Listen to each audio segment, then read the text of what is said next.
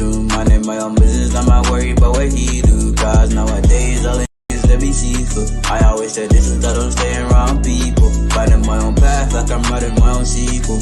Successful I feel. All the memories come flooding back, hit different.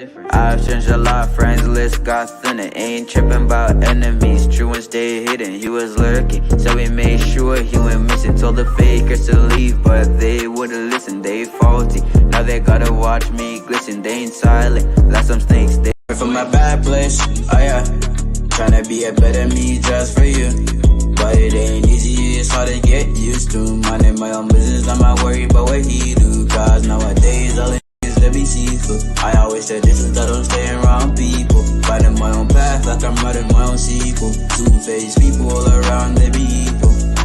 2021, you can never trust nobody. Good and bad thoughts on my mind, they be crowded. Pushing to get past his limits, then he see he bought it. Family work hard, but I never guess I'm found it. Came a long way in my dream, now I be drawn it. They dying, I got some hearts pounded. Multi-talented, my passion, I haven't found it. Yeah, in my home, I was never ever doubted. I'm here from a bad place, oh yeah. Tryna be a better me just for you. But it ain't easy, it's hard to get used to. Minding my own business, I'm not worried about what he do. Cause nowadays all it makes to be seafood. I always said this is that I'm staying around people. Good evening, good afternoon to each and every one out there today. It's your boy GFC Govern back with another video for you guys today with the one and only Blue Board Analyst. You know, my brother, my friend. You know, welcome. Today we got a lot of news for you guys today. England finally make it to the final. You know, Argentina, Spain. How you doing today, brother? Hello, Garvin. Thank you for having me. I'm doing great. It's been a long day. You know, a day of streams, unlimited streams, and I You're was, really low, or it's me. late on my projects. I didn't, I was working yesterday up until late. So, but yeah, I'm Ric Flair, so I cannot complain. Woo! I am Ric Flair. Sorry about that, guys. My fan, I No have to turn problem, it down a sir. little No bit. problem. It's all organic. It's not stage. It's not stage as Enzo Maresca's interview. Our show are organic. Our show are real. They are not planned. They are not manipulated. Gavan, how is the feeling? Uruguay, Colombia, where is your money? Right now, Bielsa looking like a genius that he is. You know, Colombia is playing an excellent game. So where would I put my money tonight? You know, it's a tough call. It's really a tough call because both teams are really good in different ways. Uruguay is normally a master of defense class. Colombia is free flowing, scoring a lot of goals. So who is gonna get the benefit of the next one, or who is gonna take advantage? You know, it's a tough call. Probably about in the So, next 5 or Gavan, 10 I have minutes. been reading the reports today. After the show, I was reading. I didn't catch too much of Copa America. I watched 3, 4 games. You know that, right? You're low, Perhaps it's the Jerry. time zone. The game start 1 a.m. UK time, so uh, up until that time, I'm done. I know it's 1 a.m., but like to catch it regularly after a long day at work doing streams. So usually, I'm not too invested at the time. So what I heard on different shows, different mainstream channels, they say that they are saying that Uruguay so far is the best team in this tournament. So would you agree to that? Um, I would say, you know, between Uruguay, I always said in all of the shows, it's between Uruguay and Colombia for me. You know, they're the one that was playing the best of the rest. You know, the Uruguay and Colombia, for me, that's the best of the rest so far. You know, my beloved Brazil. What I normally say about my beloved Brazil, you know, they didn't show me nothing at all. You know, so I could never put my money on my beloved Brazil. I'm sorry. They didn't show me anything for me to be confident in whatever they were doing. But Colombia did show me a lot of a lot of flair, like what Brazil bring. They show me a lot of fighting spirit. They show me a lot of desire. Name it, they show it, and that's what made them different. Yeah, A lot. the light is much better. First of all, I'm sure the audience are enjoying. Yeah, I can see the change. Sorry to interrupt. I can see the change. I just wanted to confirm that yes, looking, it's very bright. Your bag, the j- uh, flag of Jamaica, the banner, your attire and everything, it looks bright. Also, the board on the left side.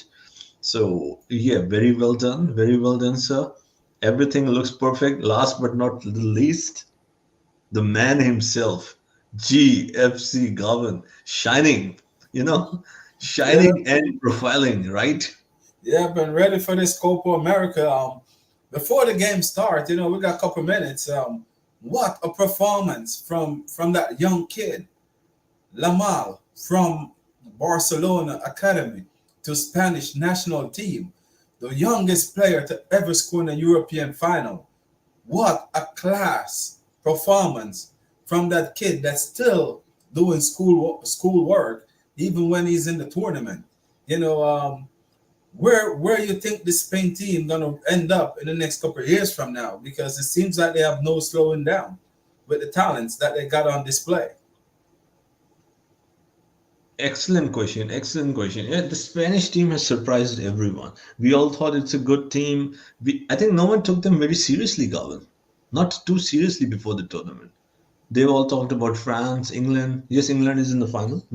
They are. Yeah, today they played well. Today they played well. But there's so many things. But yeah, at least today they had a good performance. So let's talk about Spain first, right?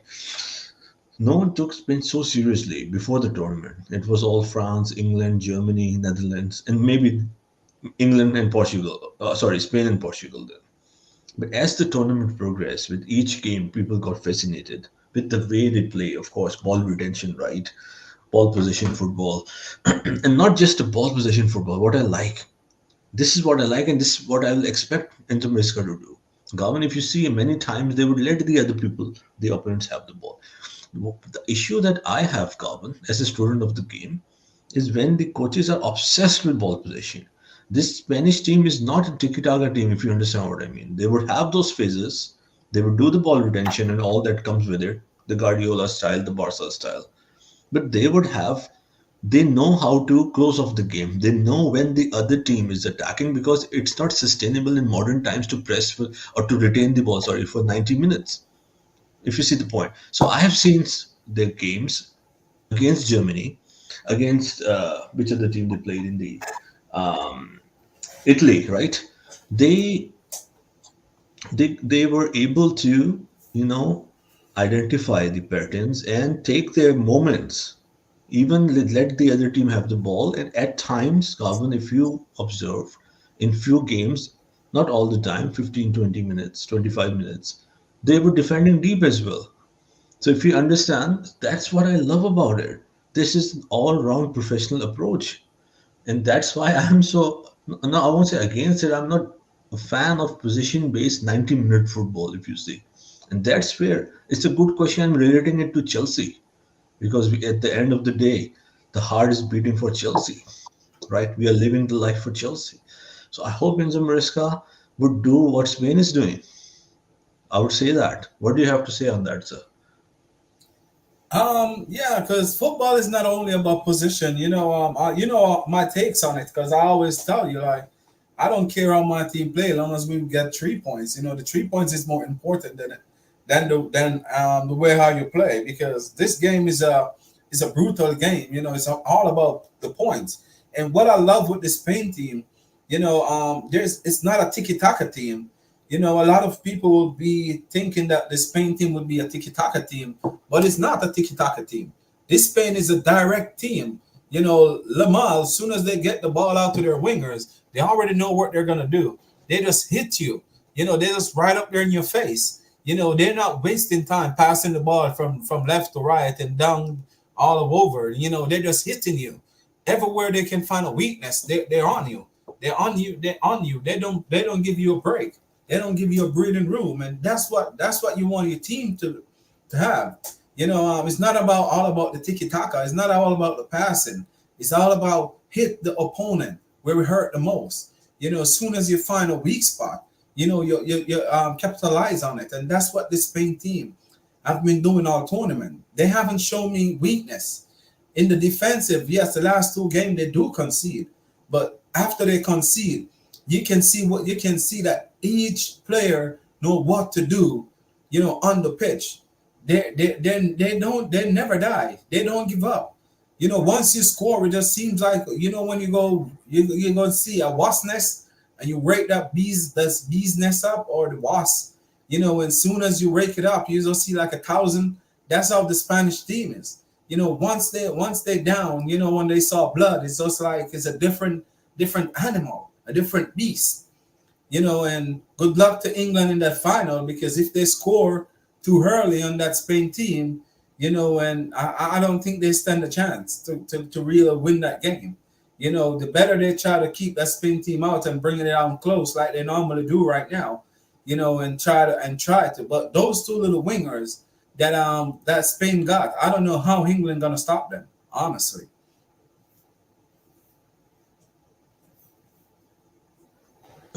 Garvin, talking about Lamal, sorry, I forgot to address that. I apologize. So, Yamal, right? Amazing, amazing, amazing. And this is what that's all I can say. Three amazing, right? This is where you identify the talent. If you want to go for a 17, 18, 19, 20, 21, 16-year old, whatever, there are players out there, right? So I don't want to again go and take that route of what the recruitment and all that. But there are players. You need to identify the correct profile. So this kid, yeah, I mean, we were talking the other day, Gavan, if you remember, maybe what, 2 days ago, 3 days ago, I forgot. There are so many streams we are doing. It's the summer of Copa America, Euro transfers. I'm not even remembering that. I'm getting Ric Flair before my time. So you were talking about the players who will, yeah, on the stream where we were talking about Maradona and Pele. That okay, Olise, maybe Musiala, Kopama, Mbappe, Haaland, maybe some other players you mentioned. Five, six, seven players to watch out for. Maybe this kid, I know only 16. Maybe could be a part of that list. Maybe not now, maybe after 2 years, 3 years, maybe just 18, 19. I think he can be there. And the last thing I would like to say, Hansi Flick and Yamal. What do you have to say on that? Hansi Flick. Don't forget the coach we love the most. I know the summer has been all about Nagelsmann because he's the future. Hansi Flick and Yamal. I know he's very young. This kid is young, younger than the infant in terms of footballing age. But he has. I don't know what will happen. I don't know. It's the transfer is still open, right? But Hansi Flick and Yamal. It, do It's you not. think Hansi Flick would like to? Because Hansi Flick plays with established player, but this Barca is not in a position to give him. Maybe they can sign a few players. So please go ahead. Do you think Hansi Flick can turn this kid, who is already there, right up there already, into the monster? Hansi Flick's last production, Yamal, the Ballon d'Or winner in 2 years under Hansi Flick. Do you see that? Do you see Hansi Flick doing something crazy with this kid? I'm gonna look at it this way. I can see where he's gonna improve a lot because Anti-Flick team scores a lot of goals, and the wing players are very important, especially with the high press. And you can see that this kid, already got it. Hopefully they don't overwork him, overburn him out too early. And but this kid is a generational talent. I'm gonna say this right now. This kid is the next big thing in the world. This kid gonna push, your Mbappe and all of these players that's ahead of him right now in the next few years. This kid going to push them to the limit. This kid is a new fresh air in football. I was listening to a channel today where they were saying that this kid reminded them of the great King Pele, because Pele was the only one was doing all of these magnificent stuff that this kid was doing at this age. And right now a lot of people have him in that category right now. And I couldn't take nothing away from him. Look at 16 years old and look what he's been doing. Imagine if he win that final on Sunday. He's gonna be 17 this Saturday coming. So this is what I'm talking about when you're buying kid or youth, and you're rebuilding something. These are the type of profile you go for. These are the performance that you need. These players that you bought supposed to be putting in, especially for those money. This kid is an unbelievable player. Look at Modric. We're not comparing, players, but look at Modric. Since he come to Chelsea, he haven't put half of the performance that this kid put it in, so far for the Spain national team. So that to show you the quality that this kid bring. I'm just right here, just looking at the levers that this kid bringing to football right now. He's changing the whole entire platform in football. The same thing with Kendrick Pye. These young players are the future, and trust me, the future look bright for football overall. Because after Lionel Messi and Ronaldo, everyone was wondering where, the next superstar is coming from.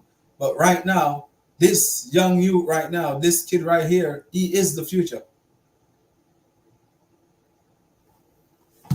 I'm doing good, good. Big up Indefinite. Indefinite is in the house.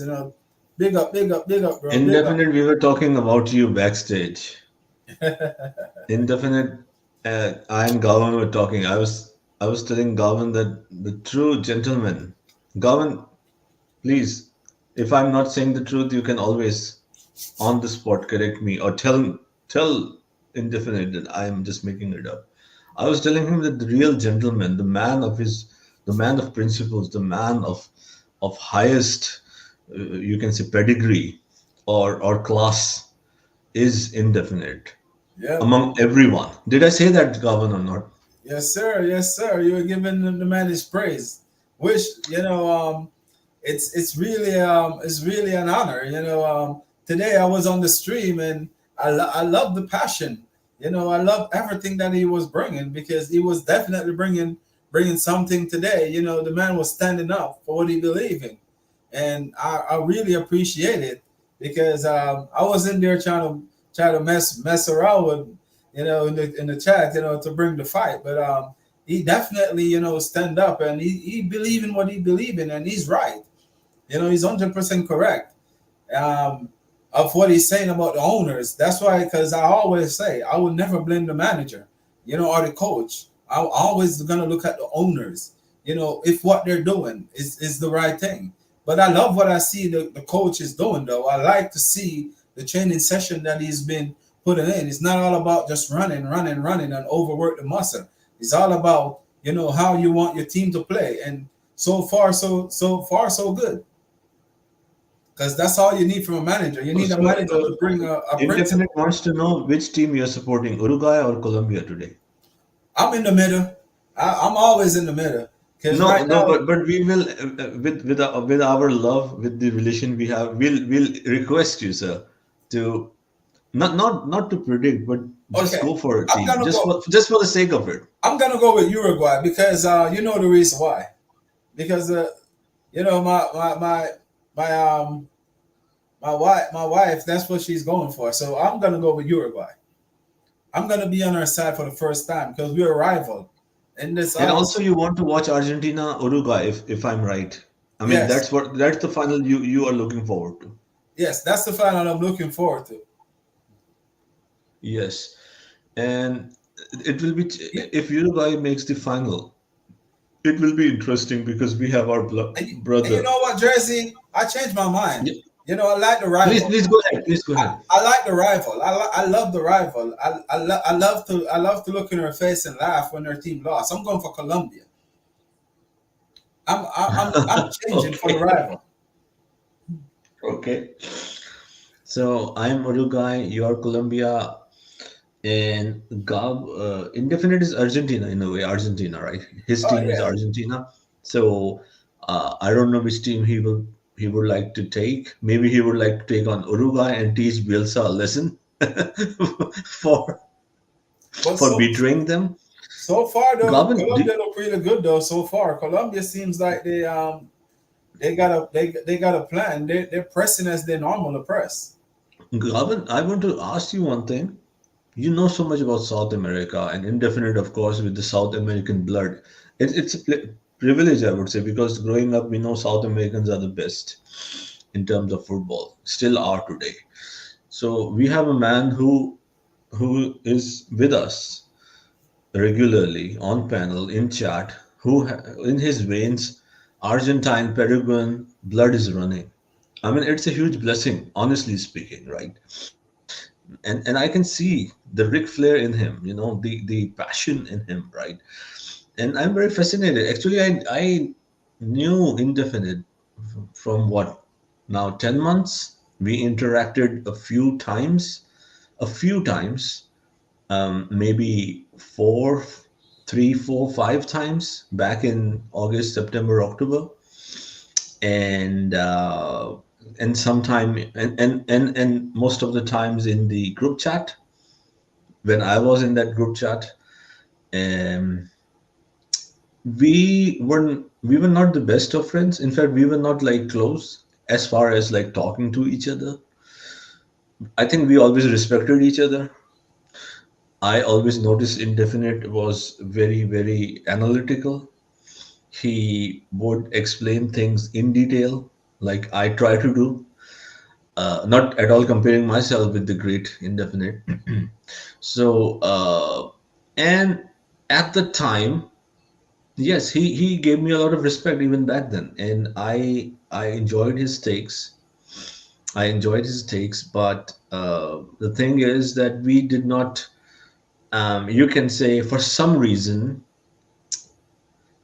get close enough to collaborate. That's what I'm trying to say. But the greatness of this guy is that he kept in touch. He kept in touch when I left that panel or the show because of various reasons, mostly because I was busy packing things from Thailand to move to UK. So I was not even going anywhere for a couple of for a month or two. Yeah, I was really hardly coming on any show, including Coachella. So, but he would DM me. He would even after, let's say, I'm not saying every day, like a week or after 10 days, ask me about how I'm doing, about different situation in Chelsea, would share a tweet, would share his opinion, would ask me what I think. So I was like, well, this guy is really good, man. This guy is ethical. He has standards. He discussed things. He don't forget people who he interacted, or maybe he liked how I conducted myself, right? And then we kept on discussing on and off, a bit, and so it all, you can say, came to light, like our friendship, and I hope it goes all the way for lifetime. uh, that when there was this feeling, I think back in March, as soon as March, that Poch may be sacked or may go, and all these links. So I put it to him that I want Hansi Flick, and he said he wants Hansi Flick. In government, when two people want a man like Hansi Flick, life gets easy, right?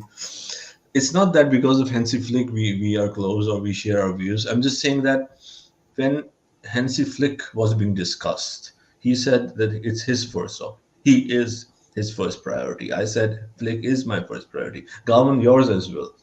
Then we started. What I'm trying to say, because of Flick, we were in touch. We kept on talking, but it was never that close. There was a lot of respect.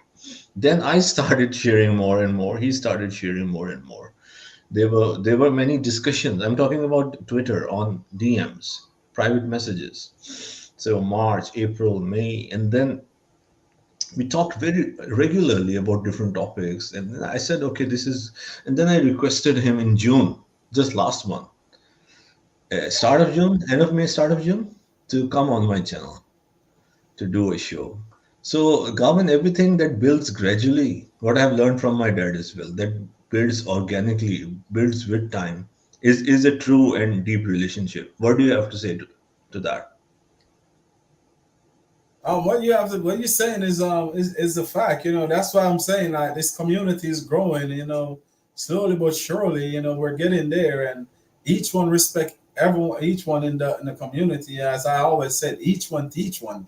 And that's what we've been doing these last couple of weeks. We've been learning from each other because Indefinite teach me a lot today when he was talking about the owners. And I did have my suspicious on the owners, and he was one of the person really kind of let me reach a point where I said I'm not going to blame the manager, to be quite honest. Because the first time I ever interact with him was on Mitchy Boy YouTube channel, and I was on the panel and he was on there, and we take our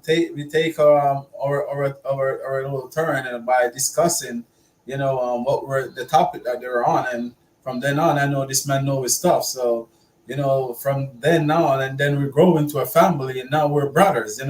Just like with you, oh, Uruguay, go! Oh, he missed it. Nunes missed the empty Oh, goal. What who a missed miss! that? Who missed the goal? Who missed the Nunes, goal? Nunes from No Liverpool. way, Darwin Nunes, Darwin Nunes. the What? Liverpool guy. What a miss! That man should name Miss Isha. He missed No every way. Was it single a goal. sitter, Darwin? Was it a sitter? It was a one. It was a sitter. It was a clear goal. He already did all the hard part. Couldn't put it in the back of the net. Wow. So Kai Havertz. Yeah, it's Kai So he Havertz did a Kai Havertz. 2.0. Kai Havertz 2.0. Oh, indefinite. Let me adjust indefinite real quick. Yes, bro. All the family are doing well. They all doing fantastic. Want no one lose their life. The few little things that they lost, is things that can recover. And they're out of Electric City. That's some of the biggest thing that they got right there right now is some place still don't got their electricity back, but it's not nothing that they can live with. And probably a little bit hot over there, but use open the windows and the doors, you'll get a little cool air, but long as no one lose their life, bro, that's all matters, and everyone got their life. So therefore we just have to just hope that they get back the Electric City, back up and running. The same thing with Ty won't be on YouTube until probably the next 2 weeks, unless he go inside in the city, because he live a little bit out of the city. So after they 2 weeks, he said they probably be up and running again. Then we start to get back from Thai, but there's another brother in the community. Hopefully that they can fix it before 2 weeks. So we can up and running. But Darren Nunes, man, they keep on showing it. What a guy! What No, a but he's a guy! good player. In my opinion, he's a very good player. I I know you might not agree. I know he missed a sitter. I know he had some bad performances with Liverpool, but also don't forget games like playing with red. I'm saying playing with red card, playing with 10 men. If you remember, scoring 2 goals to give Liverpool the winner against Newcastle. It was Darwin Nunes. So he has the potential. He's a great player in my opinion. I'm But just yes, I'm yes, just messing he is around sometimes because wasteful in the final third. Please go ahead, sir. no, I'm just messing around because our biggest supporters is in the chat, the notorious stash. So I was just I was just messing around, but he's worse than Jackson though, for real. As indefinite say right here, it might be worse than Jackson. Yes, he is, because one thing I like with him though, he know how to find the space. Like, if this striker can just finish, what a world class striker he would have been. Like, he get more chances than How Erling old is Haaland. he? How old is he? I think he's what, 24. He's still Okay. young.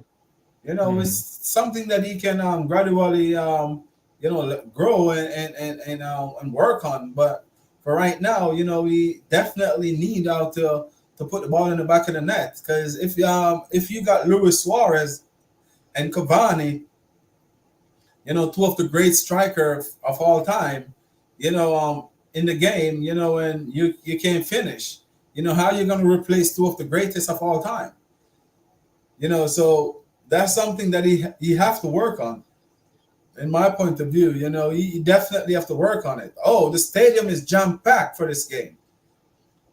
Where is This, this game taking place? Which city? if I'm correct, I think it's in New. Min definitely probably can correct me. I think it's in New York. I think, or New Jersey. If I'm correct, I think it's close by. I think it's close by here, because I'm 8 hours away from New York. I think, or 7 hours. So, but I think it's somewhere close in this area, because the final play in Florida, I think. So I think they worked their way from Las Vegas come over. It's I just checked on Google. It's Doing this again. Charlotte. What It's a in miss! Charlotte, North Carolina, the Ric Flair city. Oh, that's where the game is playing now. Can you believe that? The game is taking place in the Ric Flair city, the greatest I professional athlete who ever lived. And I should know better, because the stadium, I already went there before, and that's where I'm going to watch the Chelsea and Real Madrid game, because they play in Charlotte Garvin, too. Garvin, do you know? Garvin, do you know? Ric Flair, our role model. He Yeah, is from Charlotte, North Carolina. yep, he's from Charlotte, North Carolina. Yeah, he is. I Even know. if you go to on the airport, people know him still to the day. A lady was coming here to Scotland, a friend of my friend. So she was from Charlotte, North Carolina, and I mean, she's too young, like only 28, 29. Ric Flair is what, almost 70. So I said, "Do you know Ric Flair?" She said she knows Ric Flair. I said, "Wow, you also know Ric Flair, right?" She said, "Who doesn't know?" And she was telling me stories on the airport. She said she used to work on the airport, and he would still come, and she would. I mean, I cannot share. The Ric Flair story, some spicy story of Ric Flair. I got to listen. I'll share with you behind the scenes. So, she worked at the airport, and she was telling me, "Man, this guy still comes here. He's crazy. This guy is crazy." When he comes at the airport, how he how he talks, how he walks. So I was like, man, this guy, Ric Flair from Charlotte, North Carolina. Nunes might be worse than Jackson with clear out chances, according to the legend Indefinite. I mean, look at the community we have created. Michi Boy, Jerry Z, CFC Garmin, Coach Ty Tubeho, Bobby, Roger, DJ, RMM, CFC, Dante. We probably could run. We probably could run a country with all this brilliance. Wow, what a Yeah, message, man! Message of the year, yeah. or the decade. I appreciate the love, Indefinite. I hope it grows. You know, I really really appreciate you. But Galvin, what do you have to say on what Indefinite said? Oh, what he said is spot on. Like, the community, that's what I'm saying, is growing and is getting stronger and stronger. And one thing I love with this community that we build, it's kids friendly. None of the panelists, been saying and nothing that you can't sit and watch with your kids. Because a lot of times I'm watching all of these shows. Sometimes I got my daughters will sit beside me, and I can sit there and watch it and don't have to worry, that any foul language gonna be used, or any little thing like that. So, I'm really happy for this community that we're building, because it's, as I'm saying, it's just really enjoyable to sit there and watch it. Doesn't matter when, because my sometimes my daughter will sit at the door when I'm streaming, to just to listen. Just like the last stream we did on, I think it was on Sunday. She was at the door. That's why I turned the camera off to ask her if she okay. She said, "Yeah, I'm just sitting here listening." Yeah, So big up to her, big up to her. Hopefully, she's having a good summer. Thank you. And yeah, you're correct. I agree that it's a family-oriented show. I mean, we can always, like today, you see in my stream, there was, yeah, kind of a debate, right? Different views. But I think I can say that in fact all the times maybe there could have been instance, but we keep professional, we keep calm, we don't say anything that is inappropriate. That is, I even told, not because he or anyone uses it. We have a group, right? I told you, Gavin, Critical Four. I don't know what the plan will be moving forward. They are four individuals. So I even said, don't use F word, in the stream. Don't do that. Don't, and things that might be kind of okayish, if you understand what I'm trying to say. Not use the H word, if you understand my point, right? So just because we want to keep this as a part of history, right, Gavin? Like when we die in 2 million episodes that we have done, or 1 million or half million, whatever, by the time we die. So this remain as a catalog, as a historic work, not having anything that is dirty, that would tarnish the reputation. Right, Gavin? I think we sure. both have the same vision. You're 100% correct. Indefinite. I want to ask you a question. You put up your Euros final. You haven't put up nothing about the Copa America final. Who you think you want to play in the final? He's running from that one. He's running from that one, Jersey. You haven't talked who you want to play in the final. Can you move his new message? Huh? Did he post a message?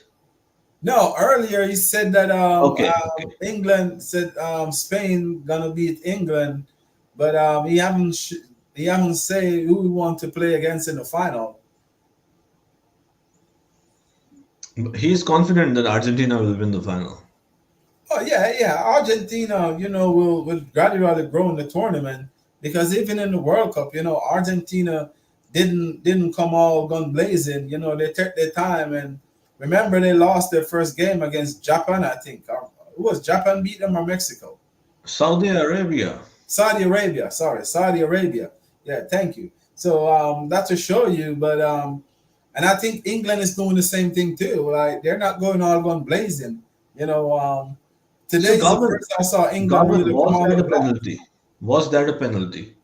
Uh yes, yes. The reason why I think it could have go both ways. It was like a 60-40, I think. And the reason why I said 60-40, the studs of the defender showed, and once the studs showed, that definitely would be a foul. And if he didn't touch the ball a little bit, or he was a millimeter more seconds late, that would probably be a straight red card. Because that's how I know the game, the rules of the game from my time. That normally when you stud show, that's dangerous. It can be a red card. That's the only thing I really see in it, that he was a millimeter late. Even though Kane did already, take the shot off, the referee could have played the advantage, but it's a semifinal, so the referee don't want to be the one to make that big mistake. So probably that's why he went over, to make sure he got it correct. A lot, if it was probably like a regular game during the regular season, they probably just let it go, but in that part though, it's definitely a foul.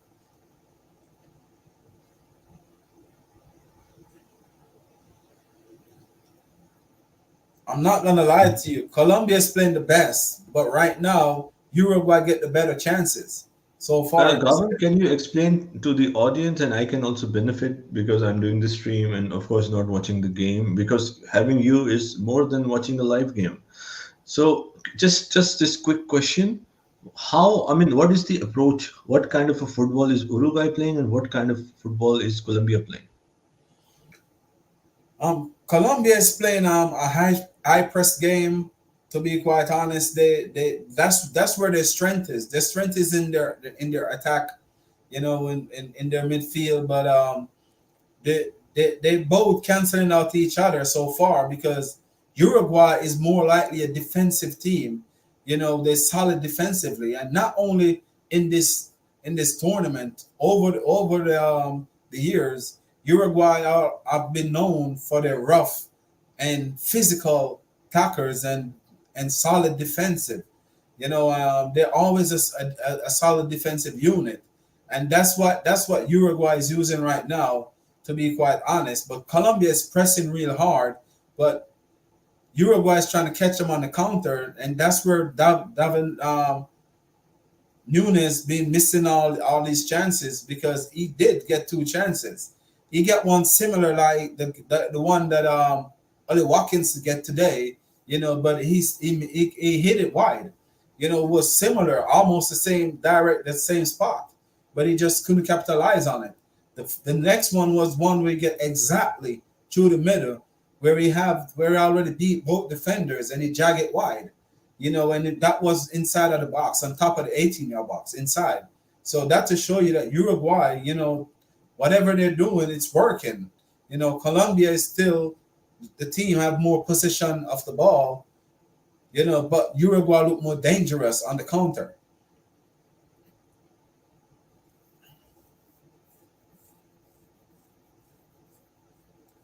But if you're gonna say the ball playing part, so far it's all Colombia.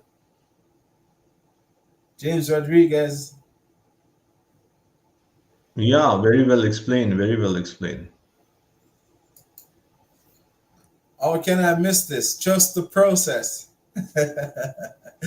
Thank you, thank you, thank you. Trust the process, guy. Trust the process.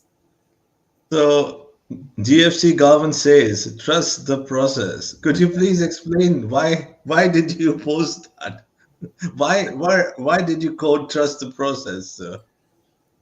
Because I'm trusting in Enzo. In Enzo we trust. I'm hoping for the best with Enzo. Probably the board. The board will fail him. Ooh, Colombia missed a clear header. Wow, Yes, on the wow. sideline being raving. So Colombia is creating more chances, I believe. Who is that for Uruguay coming up? Bastoni, the guy from Tottenham. What's his name? Um, The Tottenham, Uruguay. I don't even remember, man. Let me check. Uh, So is Colombia creating more chances? Colombia is having more possession, but Uruguay get the better chances so far. But Bielsa right now is not a happy camper. Okay, I see. So Uruguay is playing on counter attack. Yeah, on the counter attack. You Yeah, you so mean back to where is why they call me trust the you're process. talking about Davinson Sanchez, No, not Sanchez. The the midfielder. defender? I'm He gonna plays see. for Tottenham. I'm gonna see his name in a few. Give me a Okay, second. I don't remember the other one, so it's not Indefinite coming. is in the house. Big up, boys. Big up, you legends. What's happening? Yeah, Thank you, brother. Thank you for coming in. we're trying to It has figure been out a that long midfielder day. that played I'm for doing my Tottenham third name. stream. I'm doing my third stream, as you know, 2 3 hour streams, and this is the third one. And a lot of work, a lot of projects that were due on me. So, but this is my life, and I would like to live it to the fullest. I don't know I'll be here tomorrow or not. So, yeah. And that's why I want to express myself before I leave this world. I don't want to leave this world by keeping the true essence of Jersey in my heart, right? Indefinite.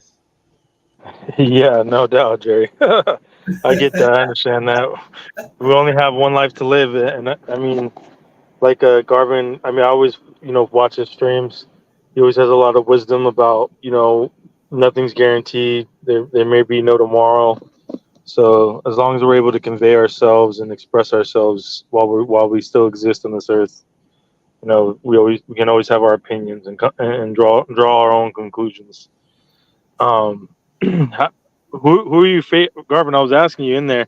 Who do you want to win this semifinal? This is a pretty interesting semifinal with Colombia and Uruguay. The thing is, Notorious Stash and Jersey, they're Uruguay, so I'm going for Colombia. I want to be the odds. Oh, the final boss is in the building. Oh, there! Thank you, coach. Thank you. Final boss is in the building. Big up, coach. Final Final boss. boss, Coachella, thank you, sir. Thank you for joining the stream and thank you for the support. It means a lot. Thank you. Oh, sorry. Yeah, Go so ahead. Go ahead. please go ahead. What you were saying? No. Yeah, I was just saying it's good to have platforms that we can do that. I mean, look at all the people. I keep mentioning it, but I mean, I don't see this in any other community with any other club. Just the level of brilliance, intelligence that we get to deal with on a day-to-day basis. I think is indicative of who follows the club. So I love to see it. I love to see all the different opinions, all the different perspectives.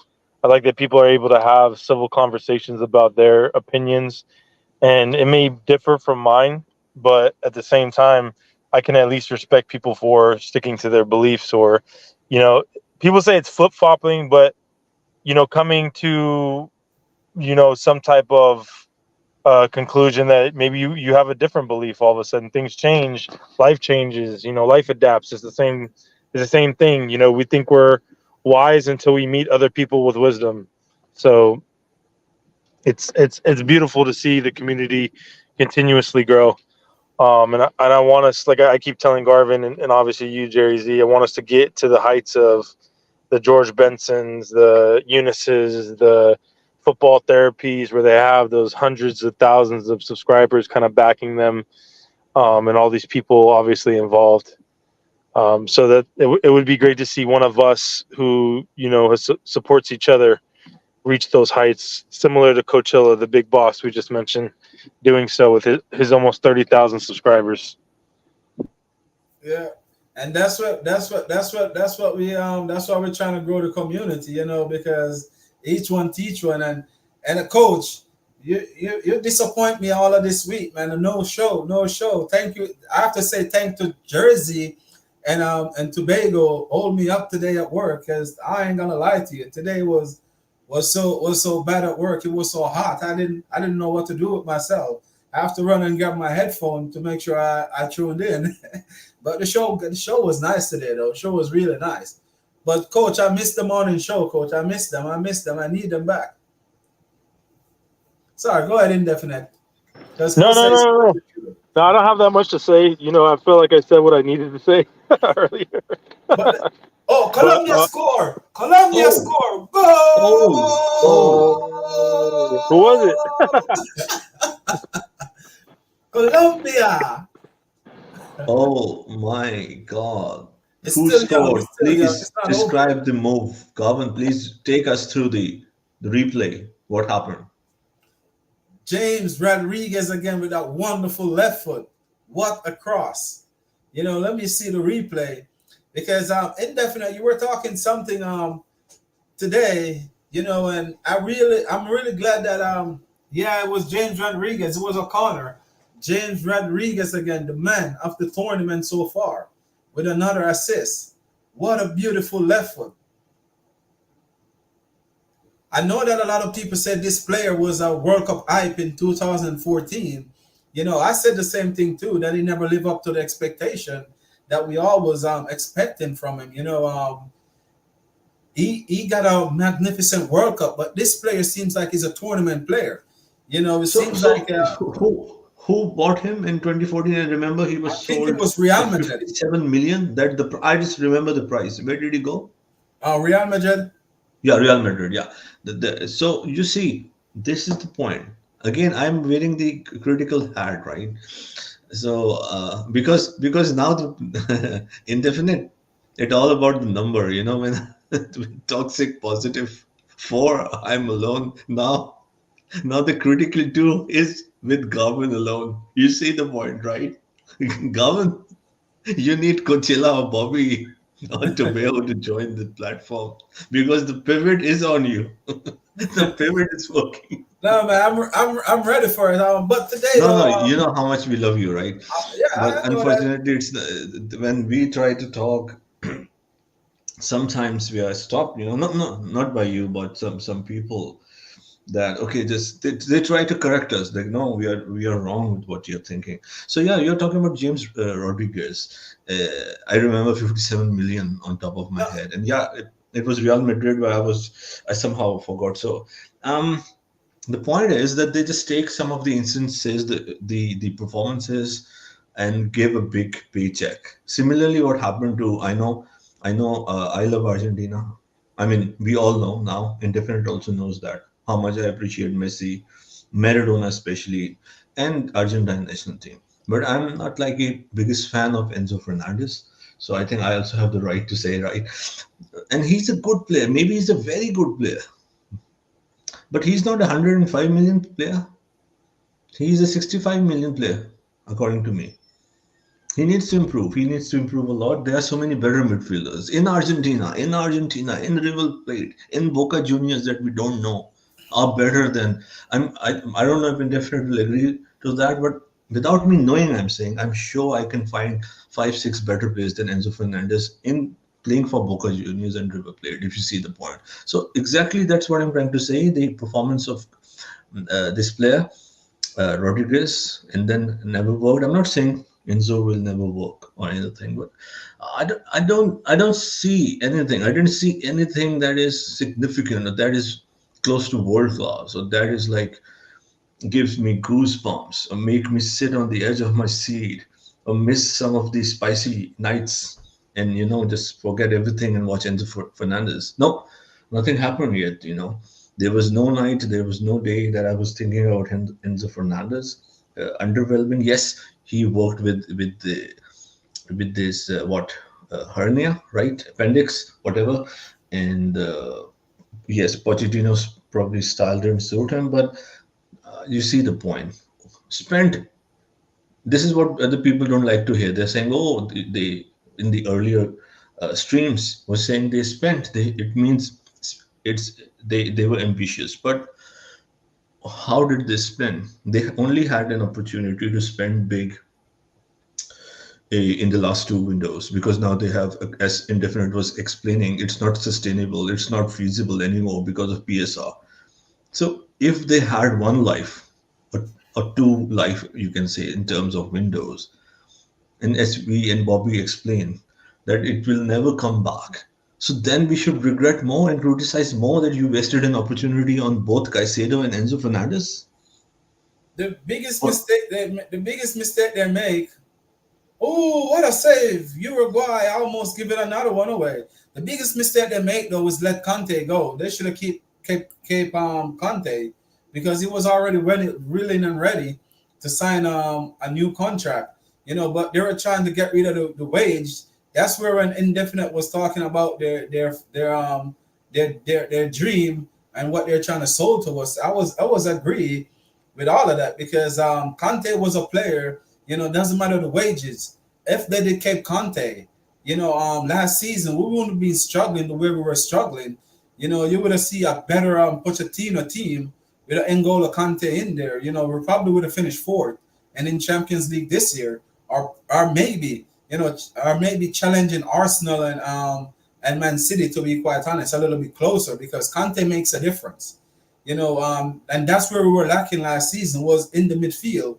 We never have the strength in the midfield that we think we got, because Caicedo was still trying to settle in. Enzo Fernandez was a shadow of himself. So I think that's where we lost it, big time. Like, we definitely lost it right there. I don't know what Indefinite think about it, but I think that's the big mistake that we made. Conte should have been one that stayed, and after probably this season, we could have given him a 2-year contract, and then this season you can sell him. You could have made something off him, but we lose him for free just because we want to cut the wage bill. But if you'd give him a 2-year contract, or a 3-year contract, this season was the season that you can say, okay, Caicedo already blent in, Enzo Fernandez already blent in, now I can get rid of Conte, I can sell him and make a profit off it. You should have rather get rid of Sterling quicker than you try to get rid of Conte, in my humble opinion. So that's where I think the owners and the directors go wrong. They screw the team over big time with those decisions that they make. Yeah, I agree. I can absolutely agree with that, Garvin. I think there's an element where, I mean, as I've mentioned, you don't need. Everybody keeps trying to tell Oh me that. no! Hold on, Oh, Indefinite. Colombia go is ahead. down to 10 men. Red card. Uh-oh. Ah, woo! Uh-oh. Woo! We are coming. You were enjoying Govan. You were like, yeah, yeah. And now I was flying Uruguay. on my Sir seat. Bielsa, Argentine blood. Sir Marco Bielsa coming back. Red Yeah. card. 10 men. Colombia. Bring it on. Bring it on. Yeah, I think Uruguay is gonna do it now. I mean, you guys talk about players of different competitions. Obviously, it's weird because I guess I see football differently than a lot of people, and I love that because we all see it differently. I was gonna say the player of the tournament, at least for the Euros, to me thus far, has actually been Cucurella, who I felt like has been putting in Galactico freaking performances besides Conte. I mean, arguably one of those two probably should win, the player of the competition, but they'll probably give it to whoever. I mean, when I guess we'll see. They'll probably give it to someone more notable, a Rodri, Olmo. Even though I don't think that their play is necessarily warranted that, but I mean, being consistent. There's something to be said about having a generational talent that is consistent and brings the same level of performance game in and game out. And I guess that was kind of my point about like players like a Conte. You don't get rid of a Conte because Conte is generational. Like you're never gonna get, it's gonna take, so many, windows, decades from now until you find that one, player that's just as brilliant as Conte was, that can do the same things that he was doing at the rate that he was doing. And I keep saying I mean, we all know 70% of the world is covered by water and the rest is covered by N'Golo Kante for a reason. He was 3 players in one. His performances from the Champions League are basically our second star. One of the main reasons we have that second star is his 4 man of the match performances in a row leading up all the way to the final. And he performed he won the man of the match for both legs of the semifinal, the quarterfinal, and then the final. So it just shows you there's levels to, his brilliance. And that's what I mean is it's similar to Rodri. Rodri's won a treble with Man City last season. At least wins the Premier League for the 3rd or 4th time now in his career. He's getting accustomed to winning trophies, and now he's going to potentially go and win the Euros. So there is something to be said about these types of players. Another player that I wanted to shout out for Copa America was actually Ugarte. I've been watching him play game in and game out, and he is an incredible center defensive mid. That 6th role he's playing for Uruguay, he has been brilliant thus far to me. And so the 2 players I would have picked for both competitions are probably Cucurella for the Euros and Ugarte for the Copa. But a lot of people tend to eat their words on Cucurella because Gary Neville come out with a speech that he's gonna cause Spain the tournament. A lot of people. That's why I always don't understand why a lot of Chelsea fan, really go to these big accounts and listen when they're criticizing, Chelsea in every department, because a lot of these teams are big account, like they're hater. They know what Chelsea is building. We don't like our owners. I Just can't even lie. Garvin. I was very critical of Cucurella his first season. So I could be technically a flip flop. I've been shocked by his form. Say the tail end of this season, the last 10 to 15 matches leading into the Euros, and since then he's just been absolutely on fire. There's no doubting the talent. Now I can kind of see what we were looking for in the player that he is. But before that, I think I was very, very critical of him. I think the problem is too is he's now, if you've noticed, being extremely disciplined. Whereas before, like I don't think he operates well when the ball is behind him. When he was just playing that left back or left wing back kind of role, if he got too forward, he didn't know how to deal with people behind him. There's a lot of unnecessary fouls, a lot of unnecessary challenges for the ball that would, turn into cards turn into suspensions. And so it was like just one of those things where he wasn't, it didn't seem like he was comfortable. It didn't seem like he was accustomed to everything. But now I don't know what switched it on. Like you said, it could have been just Gary Neville's comments saying he's the one that's going to cost Spain the title. But it's probably the reason why they win.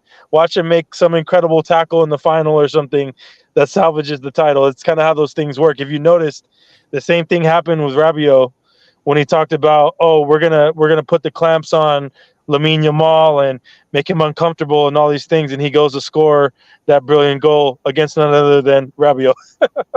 yeah, but the thing is though with Cucurella though, a lot of people don't understand that Cucurella is a type of defender where he comfortable when his team have the ball, where he can move in spaces and when you play a high role like the type of football that Liverpool play and our ex manager play, it's hard for Cucurella to play those type of game. Once the formation changed, because if you notice when he was at Brighton, right, you notice they play a position based type of game. So Cucurella, he got time to think and do what he got to do.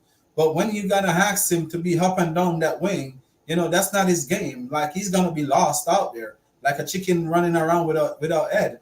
So you notice that in the last 5 games, once Pochettino changed the formation and started having him invert, where he's the one staying behind the ball and making all the passes. That's Cucurella. That's the way Spain use him too. So Cucurella is a good player, but he's just not the type of wingback that gonna give you 5-10 overlap down the wing and put it across. That's not his strength.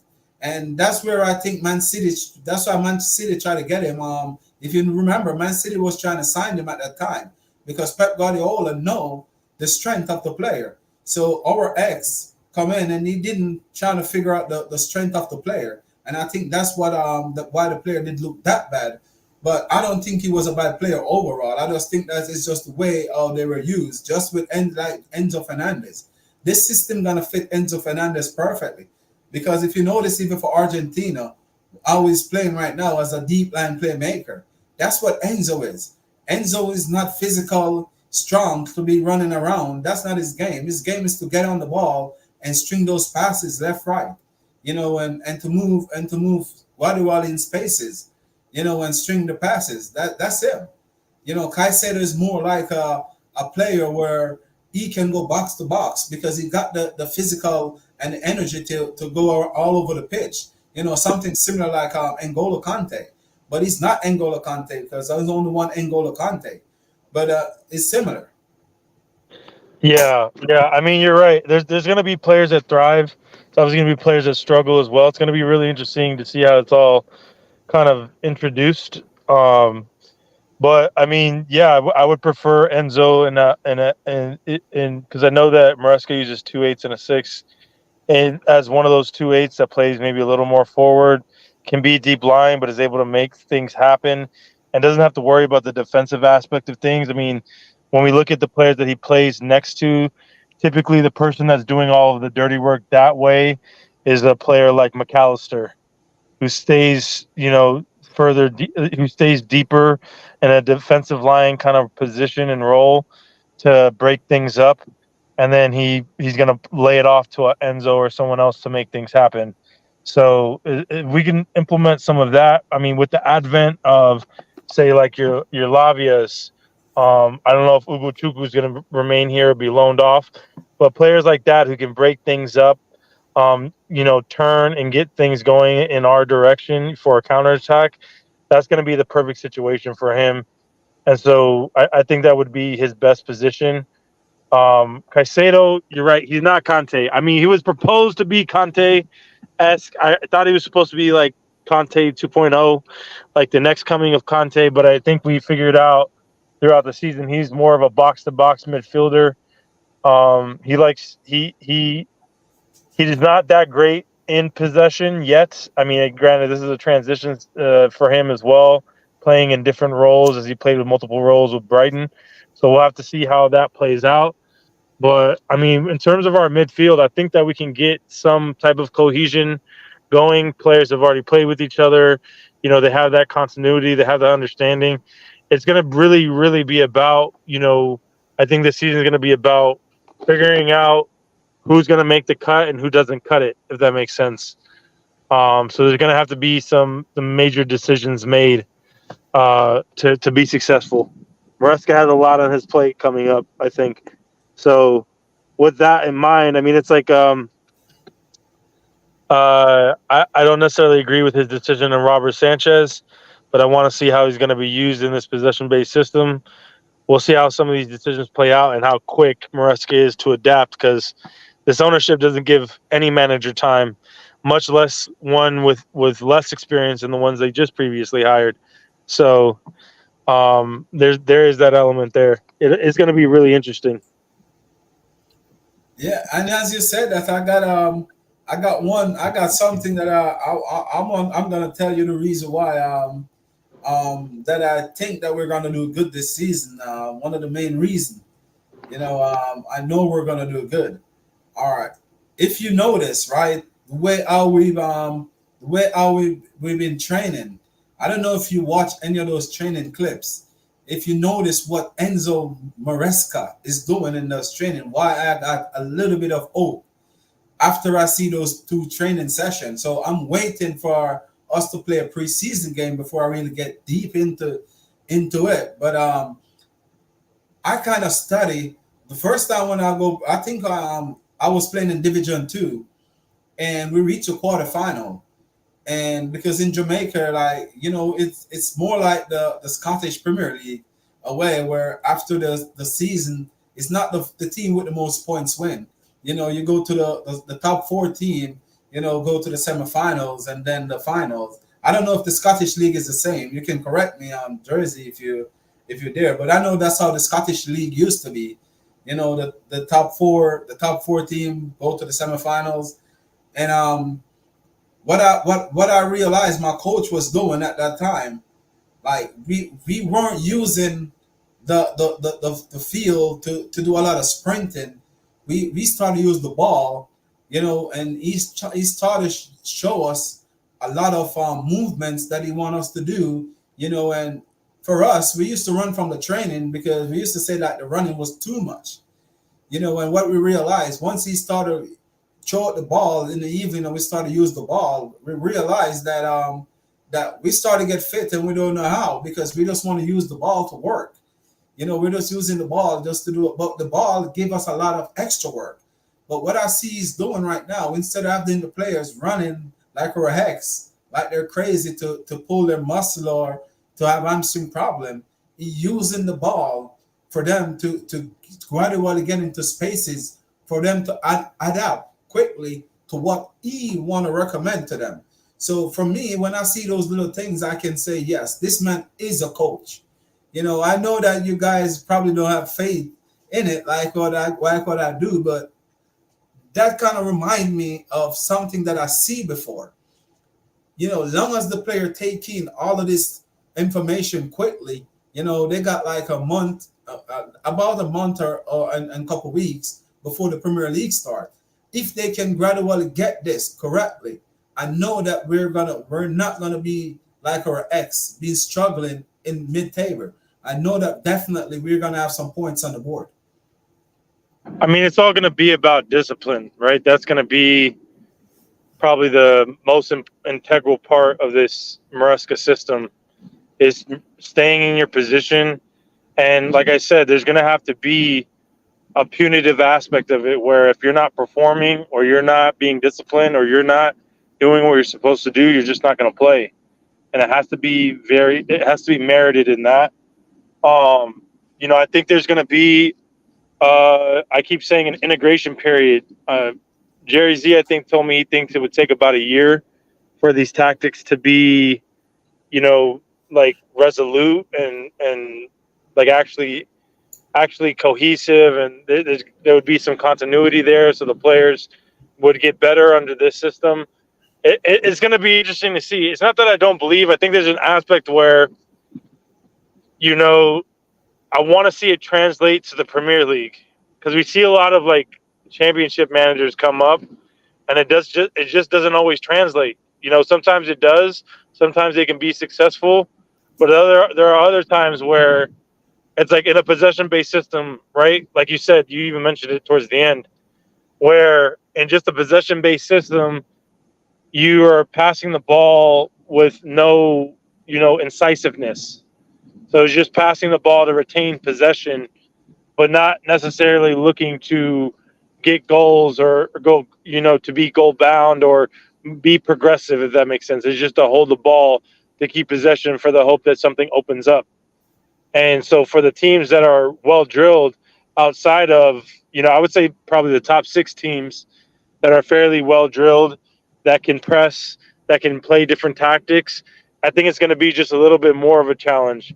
I'm excited to see the preseason because we're gonna be facing the likes of Real Madrid, Man City, and then Man City again, Inter as well, to see if this is something that will translate to this league. By about those matches, we'll see how effective everything is. Another concern is the amount of players that are coming in. I thought we were going to have more outgoings, and I don't know how you guys are feeling, but I want things to move a little bit quicker. I know the Euros are taking place. I know Copa's taking place. I know that's almost done, so things should move faster after that period. But I think I expected things to move a lot faster than they are right now, and so I'm worried that we're going to have multiple training sessions. Players are going to understand one thing and then not understand other things. And Graham Potter was never of the level to where he could have multiple training sessions and really get across what he needed to. Is that going to be a challenge for Maresca? I don't know. I don't know what they did at Man City. I don't know what his system was there. And like I said, it mirrors Pep. It's not the same as Pep, but it's also like it's his own version of the same effective thing that's worked for Man City thus far. It may be more interchangeable, maybe more dynamic. But we're going to have to see how that plays out and translates because as much as I think these players can grasp some of this pretty quickly, like I think some of the more experienced players who are used to multiple systems will do so. Some other players may not get it. I'm wondering if it doesn't, in terms of production, if we're going to struggle in that way.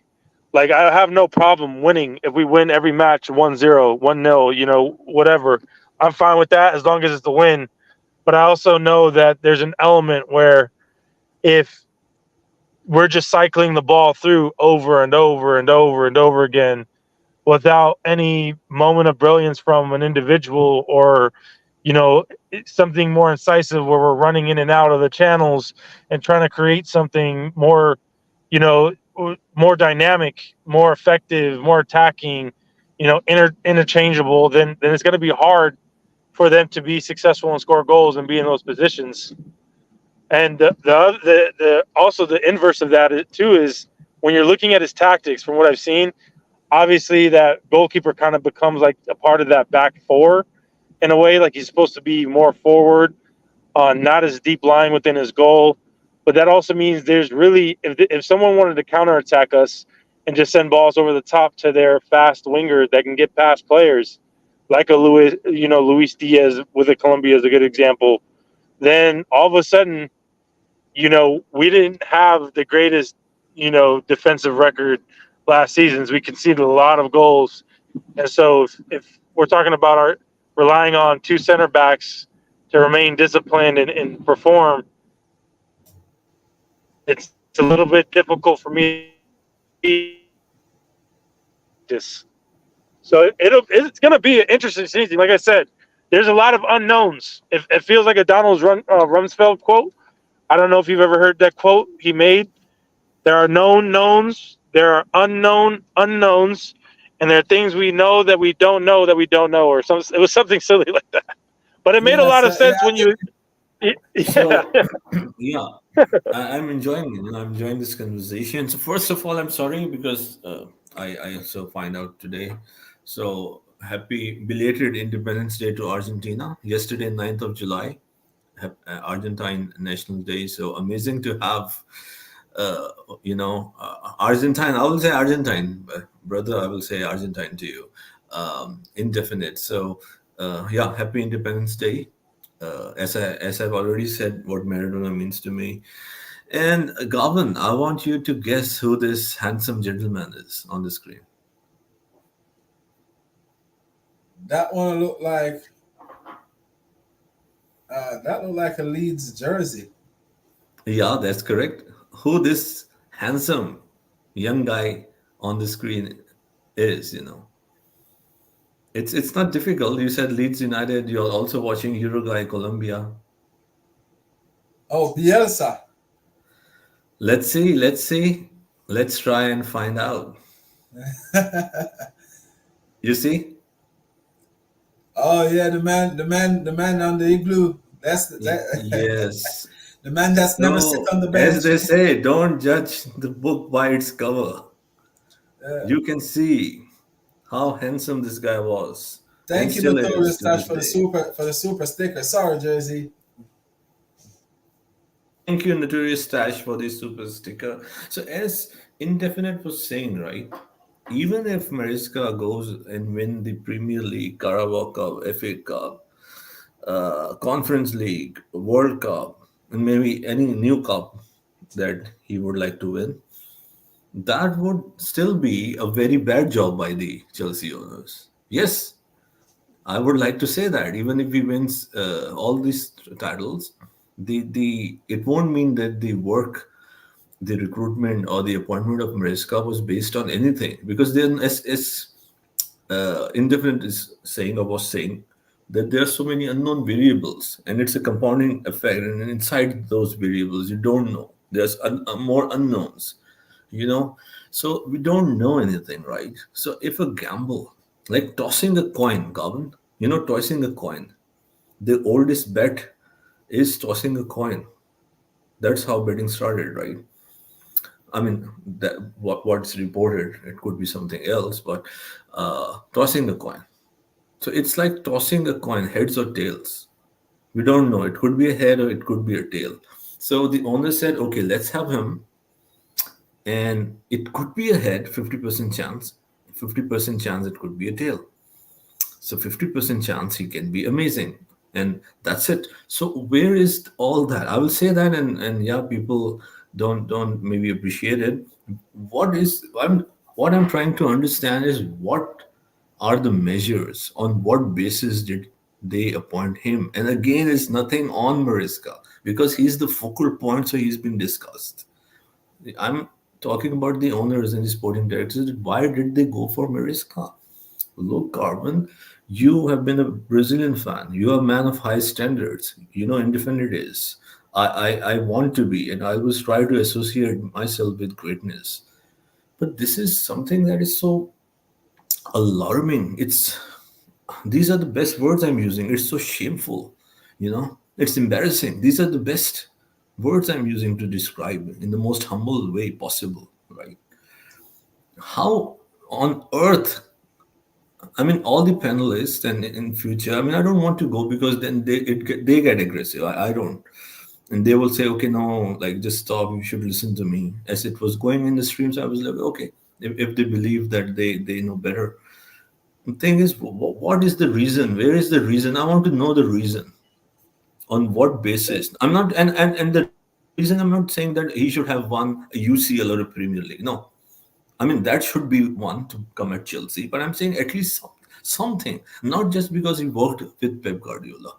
Is that the only reason? I mean, the only reason or compelling reason, if I have to see any one reason, indefinite, is that he worked with Pep Guardiola. That's it. There's nothing in his CV. Absolutely nothing. It's like you got someone from the streets. From the street, you literally got into Chelsea Football Club. The What reason, has he done in his life so far? Nothing. And people say Pep Guardiola came from Barca B. Yes, true. Directly to Barcelona. And we know that he is probably the best manager of the last 2 decades. Some might debate, but I think he is. So, okay. First of all, I again always say that. Why do people never give an example of an exception? When we talk about stats, maths in my field, we never look at exceptions. We always look at the norms. Or, okay, they ask, but exception, you understand, like you don't give example of once in 100 years or 50 years experience and then justify this could also work. Okay, not, and we have to understand this thing. Okay, he came from Barca B. He has proved to be one of the best managers of all time and the best managers of the, as I said, of the last decade or two. But he came from Barca ranks, Barca system. If someone is trying to give this analogy or give this comparison and try to justify Mariska didn't come from Chelsea academy or Chelsea system or Chelsea training or Chelsea youth or anything like that. There is a difference. So he understood the thing. Zidane played for Real Madrid, came from their B side as a coach to Real Madrid, to the same club. What I'm trying to say. So there are still a lot of differences. A lot of differences. Arteta. People say Arteta. Okay, he worked under Pep. So there are similarities. I mean, what's the best respectful word I can use for those Chelsea fans? I think it's hypocritical. For you know why I'm saying that? All these fans who say, okay, look at Arteta, he worked under Pep and how good he's doing right now. To justify the appointment of Mariska, they say that. But all those fans, I mean, with all, I mean, 80% of those set of fans, then make fun of Arteta that what has he won? He didn't win anything. He's shit, right? So the thing is that what's the point then? What's the point? The Chelsea fans don't consider Arteta as an achievement. You see, in my stream, they were saying the Tibeho, my good friends, Dante, all of them, they don't consider Arteta as a success at Arsenal. And I'm not saying I do or not. I'm just putting it there. But at the same time, they justify that look at Arteta, what he has done with Arsenal. And Mariska can do the same. So I don't understand.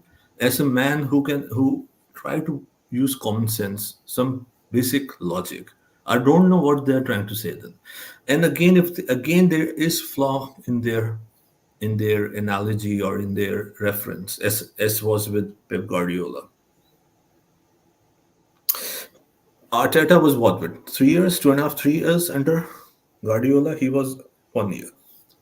Arteta was at the time when Guardiola was truly working and finalizing the details of his or stamping his authority at City, right? When Mariska came, not only he spent only one season, but he came when City was already by far the best team in the world. Yes, they won the Champions League that year, but if you see the point, they were dominant. It's not that he came and he changed the Manchester City philosophy. Arteta worked on the grassroots with Pep Guardiola to set up many things. If you want to go there, people won't like hearing that. And then add more things. Arteta became a coach of Arsenal Football Club, who he not only played for years, also been in the Premier League for more than 10 years. Mariska never saw what the Premier League is as a player and as a head coach. can I challenge you on that one? The reason that he plays possession-based football, he cost 4.5 million pounds per year. He's not expensive, and that he might not challenge the hierarchy. And we don't know if Ruben Amorim turned them down. People say Nagelsmann did last year. which I would believe they say Luis Enrique did last year, which I will believe. We don't know why De Zerbi, who was odds on favorite, why all of a sudden overnight De Zerbi's link, you know, just faded away. I'm not even talking about the elites, right? I'm not even mentioning Flake, Tuchel, and all those managers. And all of us, and even in the polls, even in our community, Govan, just up until the time Enzo Maresca was appointed, I went there and checked it. I'm Ric Flair. I took the time to check what each of these members said. Up until the day he was appointed, in our community, no one was picking him even as the top two, top three manager. And now they are like, okay, let's. I'm not talking about you, right, Gavin? So, and they are like, okay, let's believe in this, and they're trying to. Okay, they can say, okay, let's give him time. Let's hope they work. I don't mind that. And when they try to justify without giving any reason and a 30 minute of a nonsensical talk, then I don't understand what they are trying to say. 30 minutes of talk, and I have to sit here, in the most uncomfortable way and listen to them when all when I'm trying to find what they are saying is nothing, not a single thing that I can see that makes sense or that is even being communicated. I think I will go and get a coffee. So thank you for listening. I'll come back. Uh, Indefinite, Gavin, what do you have to say on what what I just I'm let mentioned? indefinite go because I know he's probably gonna similar to you, but for me it's something different. Go ahead, indefinite. No, yeah, no. For me, I mean, you make some great points, Jerry. It's refreshing to hear. Obviously, we're not hearing that from every side of the fan base. I understand everybody has different perspectives. Fair enough, but there were false equivalencies. There's a difference between a Maresca and what Pep is. And as I continuously say, there's that difference.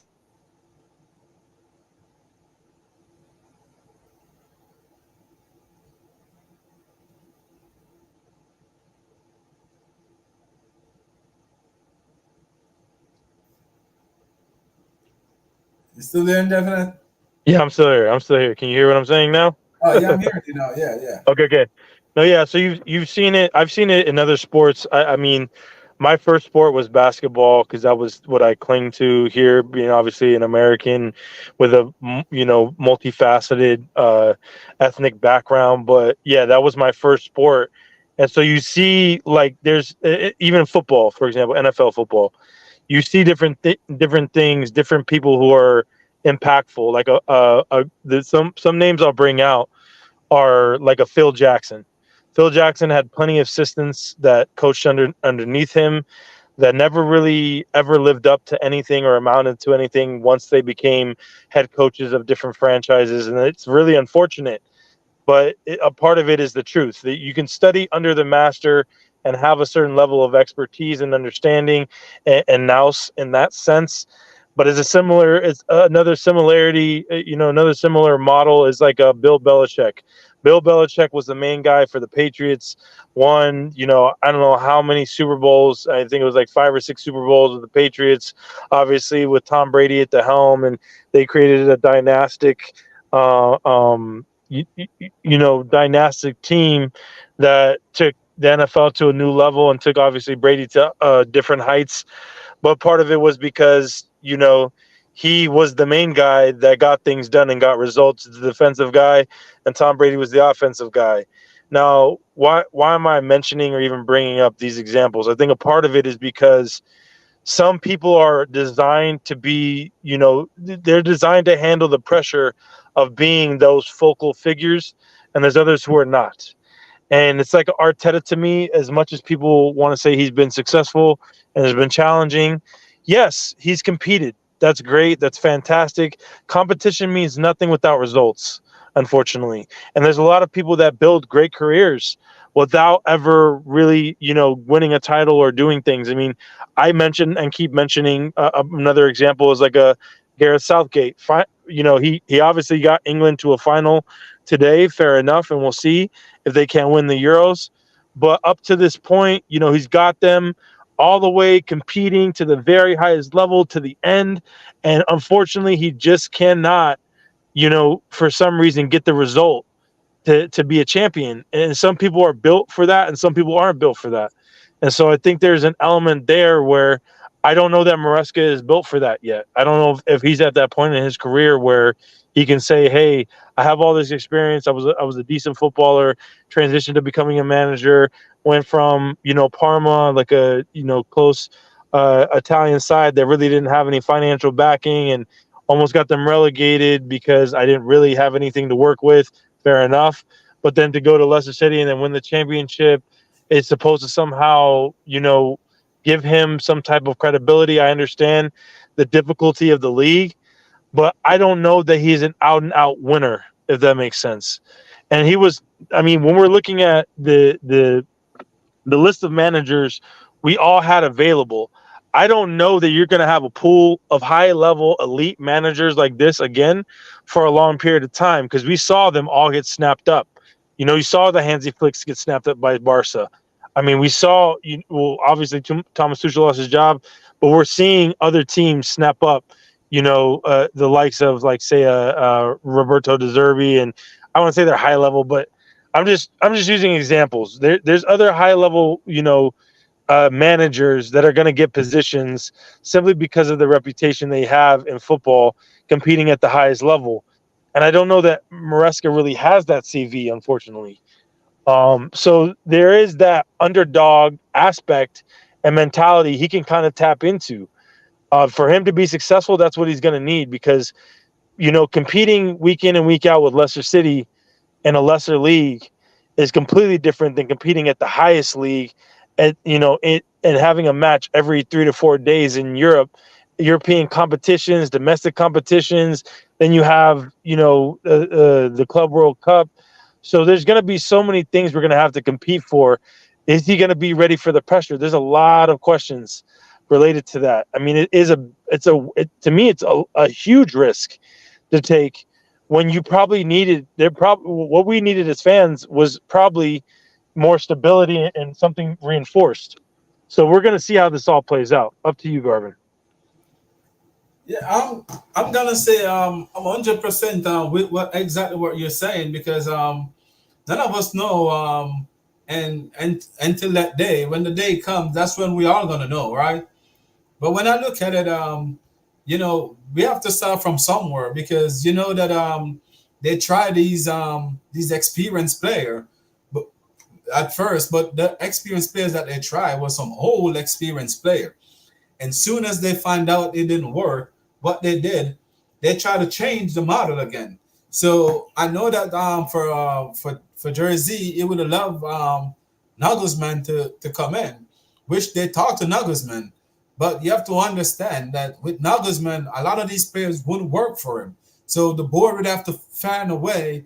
Like this was a disaster if they did not get Nagelsmann, to be quite honest. And the reason why I said that, even though he would be the better manager, just hear me out right here, Independent. If I'm wrong, just tell me I'm wrong.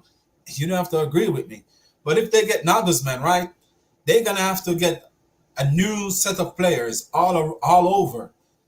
And it's easier to change a manager than to get rid of so many players. If you understand what I'm saying. So Nagelsmann was a no.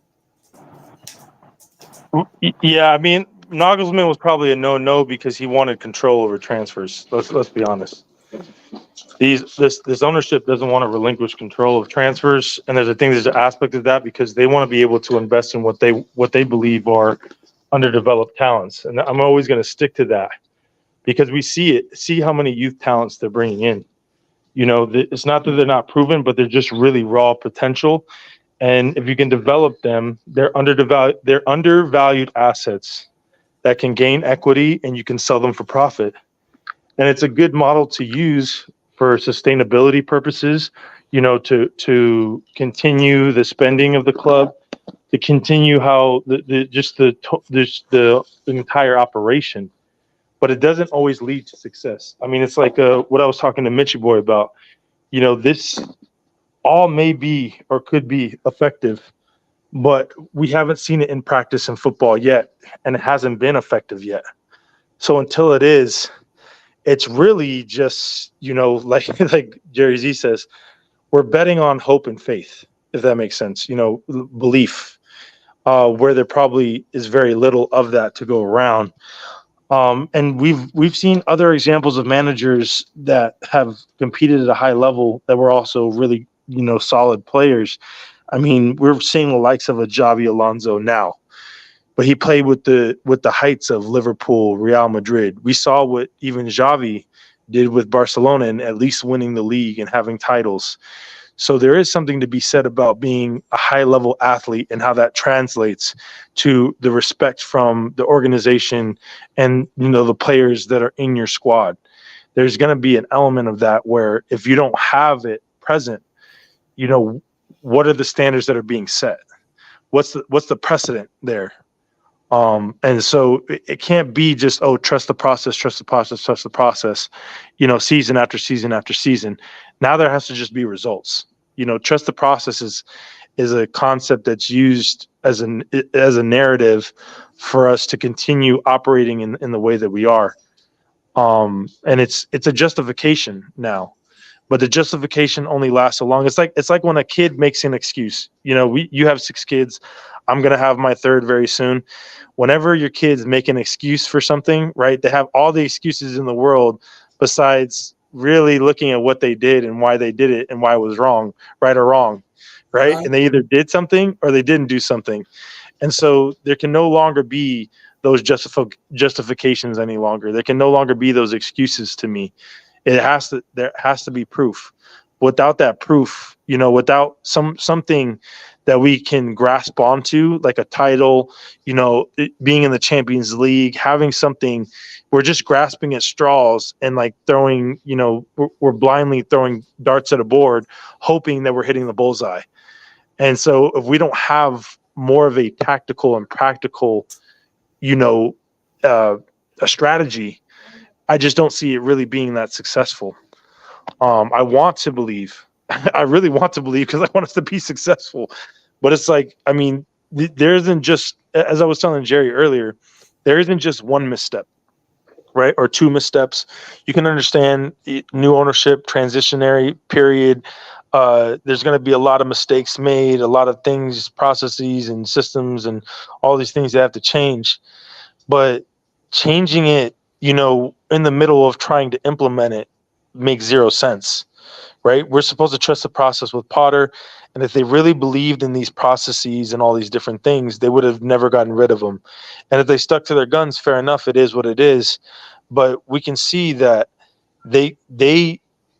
what they care about is more of appearances. They care more about formalities as opposed to results. Right? They want to appear marketable. They want to appear friendly, nice, likable. They want that. They want that aspect of the fans, and they want everybody to believe based on what they've invested and what they feel they have done.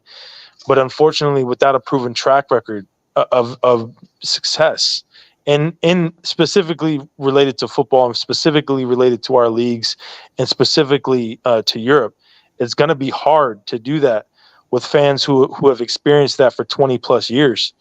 You know what I mean? It's going to be hard to convince someone. It's like when you've gotten, it's like being spoiled with all the cakes and candy and Coca-Cola and everything you ever wanted, right? And then all of a sudden just the carpet just pulled under, the rug is pulled out up from underneath you and you don't know how to respond because you know what it was like before and now you have to deal with less. If that makes sense, until we actually have something for this ownership to have in terms of a leg to stand on, it's really going to be hard to convince anybody of all these models, the processes, the youth talents we're bringing in until it translates. I think that's just the reality of it. That's the pragmatism around it that they're not grasping. And honestly, Garvin, they're also making a lot of the same mistakes. if that makes sense. In terms of Maresca's appointment, right? It's like similar to Potter's appointment. They started implementing the youth model. That's what I was telling Jerry. I want to be factual. They started implementing the youth model when Graham Potter was in charge, not when Tuchel was in charge, not when any interim was in charge. It all started with Graham Potter, and we bloated his squad. He couldn't get things conveyed. There was a horrendous injury record from the fact that they gutted our medical department, and we're trying to start anew, but they didn't have direct replacements. It was like there's so many elements here where the start of this ownership has been nothing but a lack of preparation. Their lack of preparation has put us in a position where now we're not at liberty to have the same freedoms financially. We're not at liberty to go after the best of the best. We have to consider all the restrictions and restraints and things, that we didn't really have because Roman left us completely debt free. Now we're $1 billion in the hole. So we'll see. We'll see how this all works out. I'm just seeing a lot of, what I see in terms of Maresca is high ceiling. Worked with some greats, Ancelotti, Guardiola, worked under a lot of great people. But can he be that guy? That is the main question I have. Can he be that guy? Can he work on that level, even though he hasn't really done it yet himself? And there are many other examples as we can take from daily lives, our life. We know people, our families, friends, many siblings who are born in the same house have the same parents. Ooh, Uruguay hit the post. Sorry, Jersey. You can go ahead. No. It's okay. Of course, life score is the most Luis Suarez important. is on the pitch. He hit the post soon as So he. it's 72 minutes, right? Yes. And still 0-1. Oops. Somehow Colombia are going through. Yes, I'm saying that if we can look into the example of different household, I mean the siblings having the same parents, of course, and I'm sure everyone on individual level perhaps knows a few examples of the same, like sons or son or daughter or two daughters, but one succeeded in life, being trained under the same dad or mom, right? Getting all the same advices, did wonders at school, university, got a great job, and the other sibling struggled, and people talk in family in the group that they both had same parents, but why one is so successful, why the other is not? So this is the best example I can give now. So not just spending time under someone will guarantee anything, right? You have to. Yes, it gives you the platform to learn, but that's just the first step. There is a lot that you need to do, and everyone, and there's so many managers again. Then if you have to compare, then there are better profiles. So not only Enzo Maresca has to come here and against all odds with a young Chelsea team, you know, deliver and deliver soon. But we are expecting him to do a better job than a Nagelsmann, a Hansi Flick, a Thomas Tuchel, a Mourinho, I would say, uh, Ruben Amorim, De Zerbi, even a Thomas Frank. Uh, what other names we could put there? Um, the Stuttgart manager, right? And one or two Ian names. Turgic, maybe. Yes. Who just So took you see my Dortmund point. to the UCL final. Yeah. Correct. So it's not making sense that you, on what basis? Okay. Let's turn the question on its head. Let me make it more complicated. On what basis those seven, eight, nine managers were ignored, or they were not given the job? On what basis? Okay, the answers what I've been hearing from the toxic positive community is that they are demanding. Okay, so someone is demanding and you're not going for them. Okay, that's not a good reason. Okay, like a Nagelsmann, he wants control. Okay, yeah, I understand that now the managers cannot have control, but they can still be given the control to an extent. There's nothing wrong with that. At the end of the day, do you have to appease yourself? Do you have to sleep happily at bed knowing that you signed a certain player without talking to your manager? Would you feel better having the dinner or having your evening beer thinking that the six summer transfers were done solely based on your sporting fantasy? What's the point of the sporting directors and the owners? First of all, this is a flawed concept. Until and unless you are a talented sporting director, a veteran like Ralph Ragnick, what's the point? It's a fashionable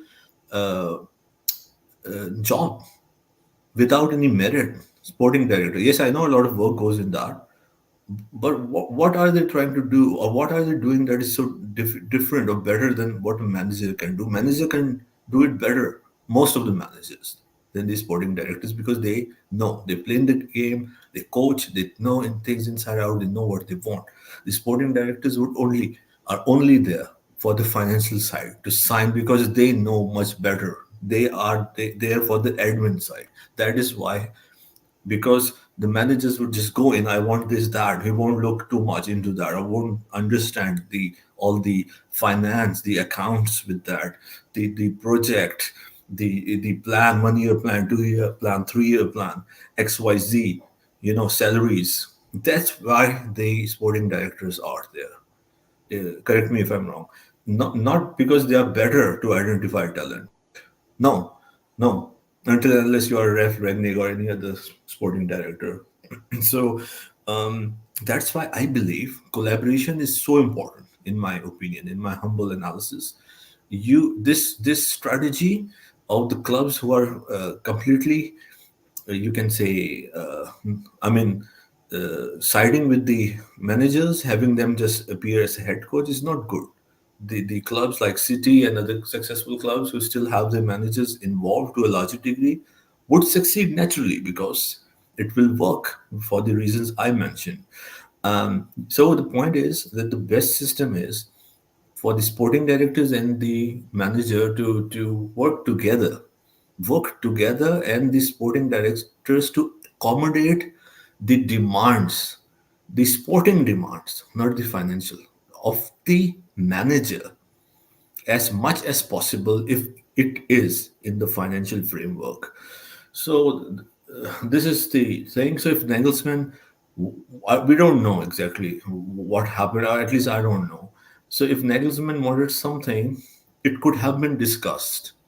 It could have been discussed if you are getting, or you could have got a manager of the stature. I know if you look at his CV, it's not a CV of a Jose Mourinho or Pep Guardiola. He's only 37 now. 30 he was 36 when he was linked with us. But he retired early due to injury, and he came into this job early.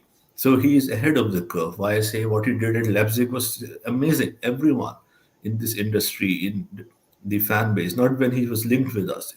We all knew what he did at Leipzig, how adaptable, how technical he is, right? I haven't seen more technical coach than him, younger coach, I mean. Then he got the Bayern Munich's job. So he has the experience at the highest level as well. Won the league. Second year was sacked due to politics. Simple as that. I don't want to make it long. He was undefeated in the Champions League in 8 games, and he was on the skiing trip and sacked. And most of Chelsea fans were fantasizing, dreaming about Nagelsmann to be here. They were all excited. I remember very well. I remember vividly. So if you, the reasons that the toxic positive side say gives is that, okay, the manager want this, the manager would not work with this, or the manager is not happy with what the Chelsea board are doing. So why are you giving the Chelsea board and the owners pass?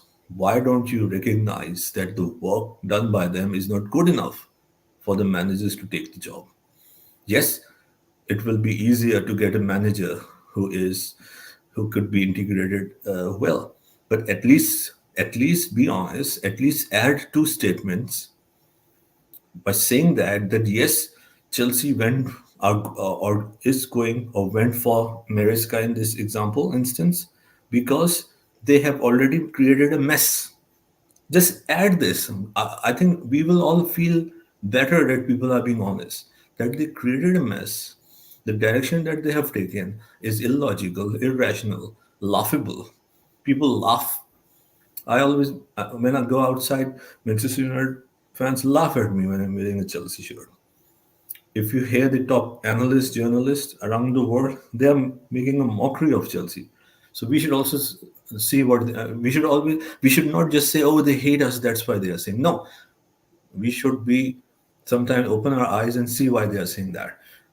So yes, if so many managers are not coming, it's because the sporting project itself is not good enough, and so we are facing this because of the mess, the bad work, or the non-footballing project that they have built so far. That's all I want to say. And at the same time, people are saying that this is the way moving forward. They have spent $1 billion, pounds, whatever, right? Where did this money go? Where? Where is that money? Show me the money. Where is it? Where are the players of this magnitude? So either you should have spent maybe half a billion. So we could have been happy that there is no PSR, financial issues. We are safe. We can really progress. We can pay someone like an Elise. No, but because you satisfied your ego, you picked Lavia Caicedo at the end of the transfer just for the competition with Liverpool. You picked Enzo Maresca, oh sorry, Enzo Fernandez at an unusual price because he won the World Cup. You paid for Modric, yes, Gusto and some Palmer, exceptional generational talent. So people give example. Look at Gusto and Palmer. Come on, of course, one or two players will be good from the 15 players that they signed, right? I don't know what else to say right now. So indefinite, Garvin. Yeah, I understand what you're saying. But for me, it's kind of it's a little bit different, but I do understand what you're saying. Well, don't think I don't understand because what you're saying got a lot of point to it, and it's definitely 100% correct. In but if you look on the other side, where I'm coming from, and today I heard indefinite say it, and he couldn't even say it better. The way all these owners operate, but the mistake that they made for me was a huge mistake. Earlier in the under their reign, they try to correct it. When they try to correct it, they try to correct it with Potter.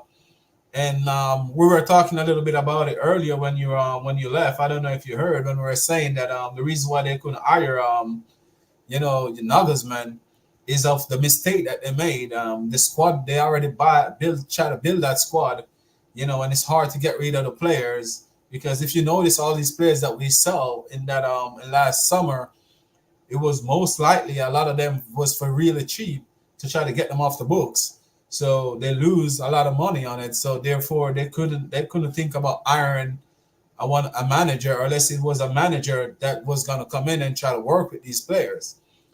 I think that the mistake that they made though it was hire Pochettino because they should have dig deeper in the market and try to at least get someone who can come close to an agreement with what they have. That's better than Pochettino or someone that they think that they can at least give a 2 years, to work with this project or try to convince a Nagelsmann like after a year or two, then we can give you what you want. So I think those are some of the mistakes that they made. They try to correct it by trying to give us a lot of good players. Just what I was telling someone the other day, that the reason why we try to get Isak, it was because we lose out on Olise. So they throw Isak out there because they know the fan base gonna start to get jiggy because they heard a Isak name. So it was a PR stunt, and these owners, indefinite said it today too, that their PR stunt is really good. Like they know how to get the fans calm and cool and collective. If you notice what they're pushing out there right now on the Chelsea website about how Enzo is working with the players, if you notice, those are the only thing they're putting out there. Like, it's not like the full 20 minutes training session that we normally used to get. It's like 8-5. So you notice they're trying to cut a lot of stuff out. And last season we've been getting a full training session, except the tactical part of it, but we weren't seeing more. And now recently, like, everything is short, so they already doing their PR movements. That's the part I don't really like about this. But in my belief, I think Enzo gonna do excellent, for what I see and what I've been studying and how I've been looking up Leicester and see the way how he get his Leicester team to adapt to his style of play so quickly, in the preseason. So, and especially, Leicester never played that style of football before. And to see how Leicester players could adapt to it, this talented team that we got, in my belief, should be easier for them to adapt to it, because our players are way, way more talented than what Leicester got on books, to be quite honest. So that's why I got a little bit of hope that we can do good. But I'm still gonna sit at the sideline and say I don't trust the owners and I don't trust the sporting directors, because for this Enzo to work, they're gonna definitely need a better goalkeeper, and I don't think Sanchez is that goalkeeper. All great points, Garvin. Very balanced. It's a very balanced take. I mean, there's an element where too, like to add to what you're saying, Garvin. Like we all have an understanding of just the practicalities of life, because we obviously have to live it and work through it, and fair enough. I get where Jersey's coming from. I get where you're coming from. I get where a lot of our fan base, maybe feels a little disillusioned as well, and why they're. I don't want to say this lightly. I feel like a lot of them have been indoctrinated into believing in this system, because maybe we've gotten to that point, a low point where we don't know. We really don't know. When there's something unknown, it's hard to have belief, and people either truly believe or they're completely against it. If that makes sense. There's not really too many people in the nether regions, in that middle ground that have a balanced take, and obviously you typically do. You bring very good points about Maresca potentially being successful. I think there's aspects where I can see it going good and I can see it going bad. I mean, we've come to a very pivotal point with the club now in this ownership, where if it does not translate, the spiral seems endless in a sense, because I don't know who's going to come in and all of a sudden make such a impact at that managerial role if Maresca doesn't work out. So this is it's not turbulent, but it's not what we want either. I also believe that excellence begets excellence.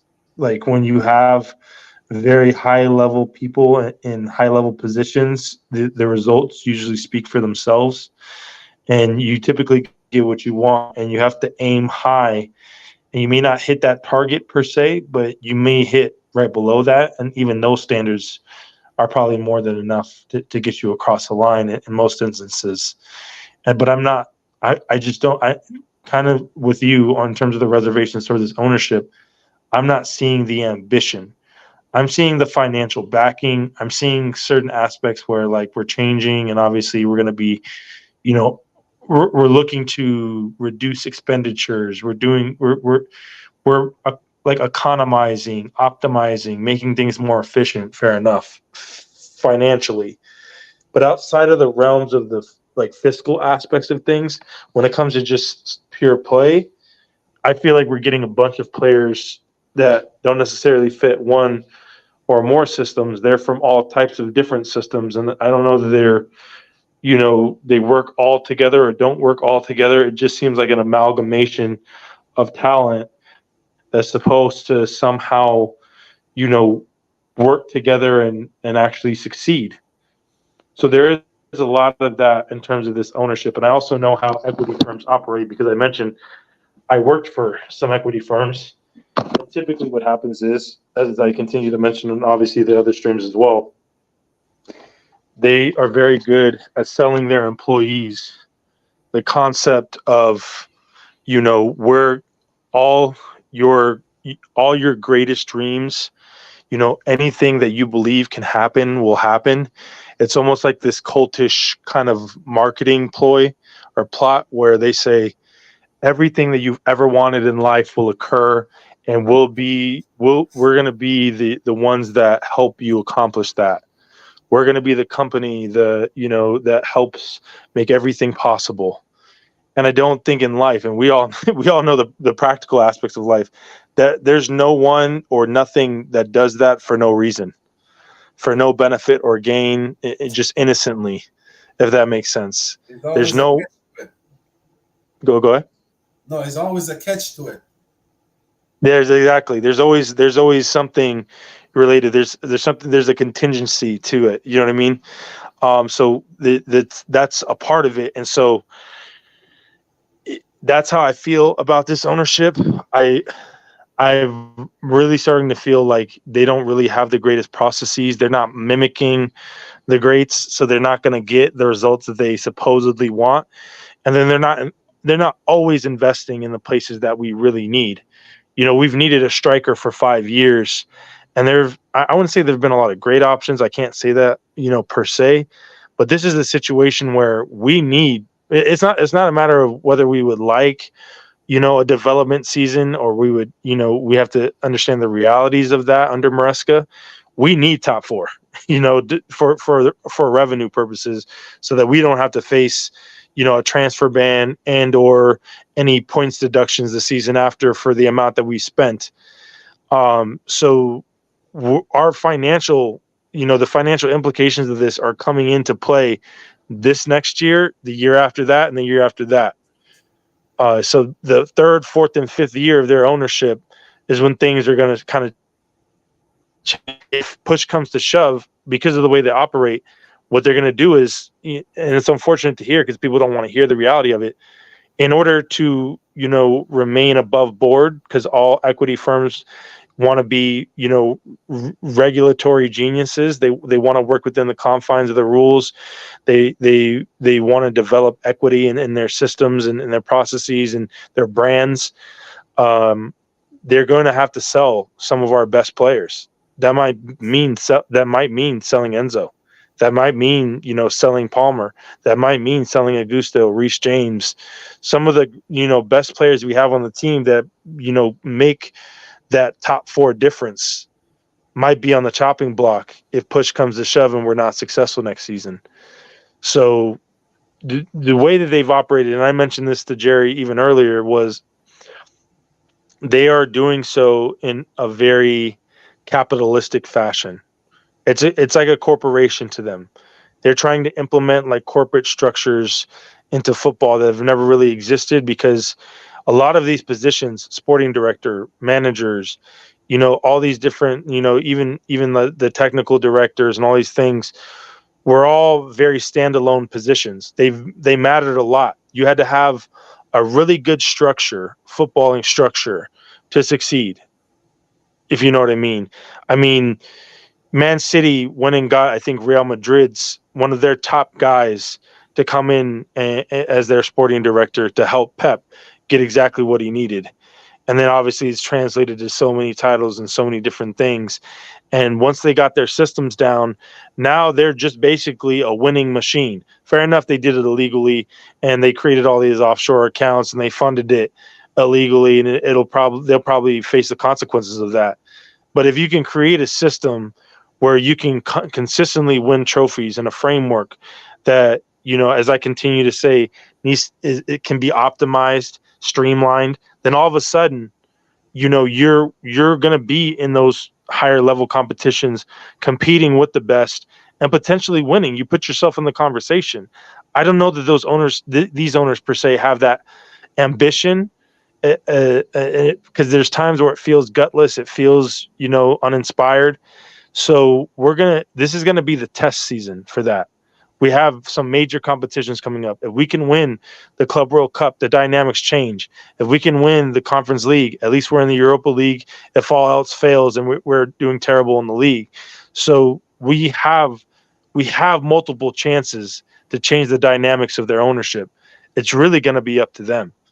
If they want success, if you want success, right, and if you want ambition in anything, you're gonna put it's like running a company. If you want the best company, you have to put the best people, best personnel that you know offhand, or the most experience that has the best expertise to almost assure your success. And if you don't, then you're just putting yourself at risk, at more risk than you need to be. So it's this is going to be a big season. I don't know if it's going to be successful or not. I'm still on the fence. I guess seventh place. If we get seventh place in the league, I would like us to all of our focus on the Conference League to at least ensure that we get Europa League next season. And we may have to just pivot. It may be a lot of pivoting this season if things work out. We would like them to, and things aren't as successful as they should be.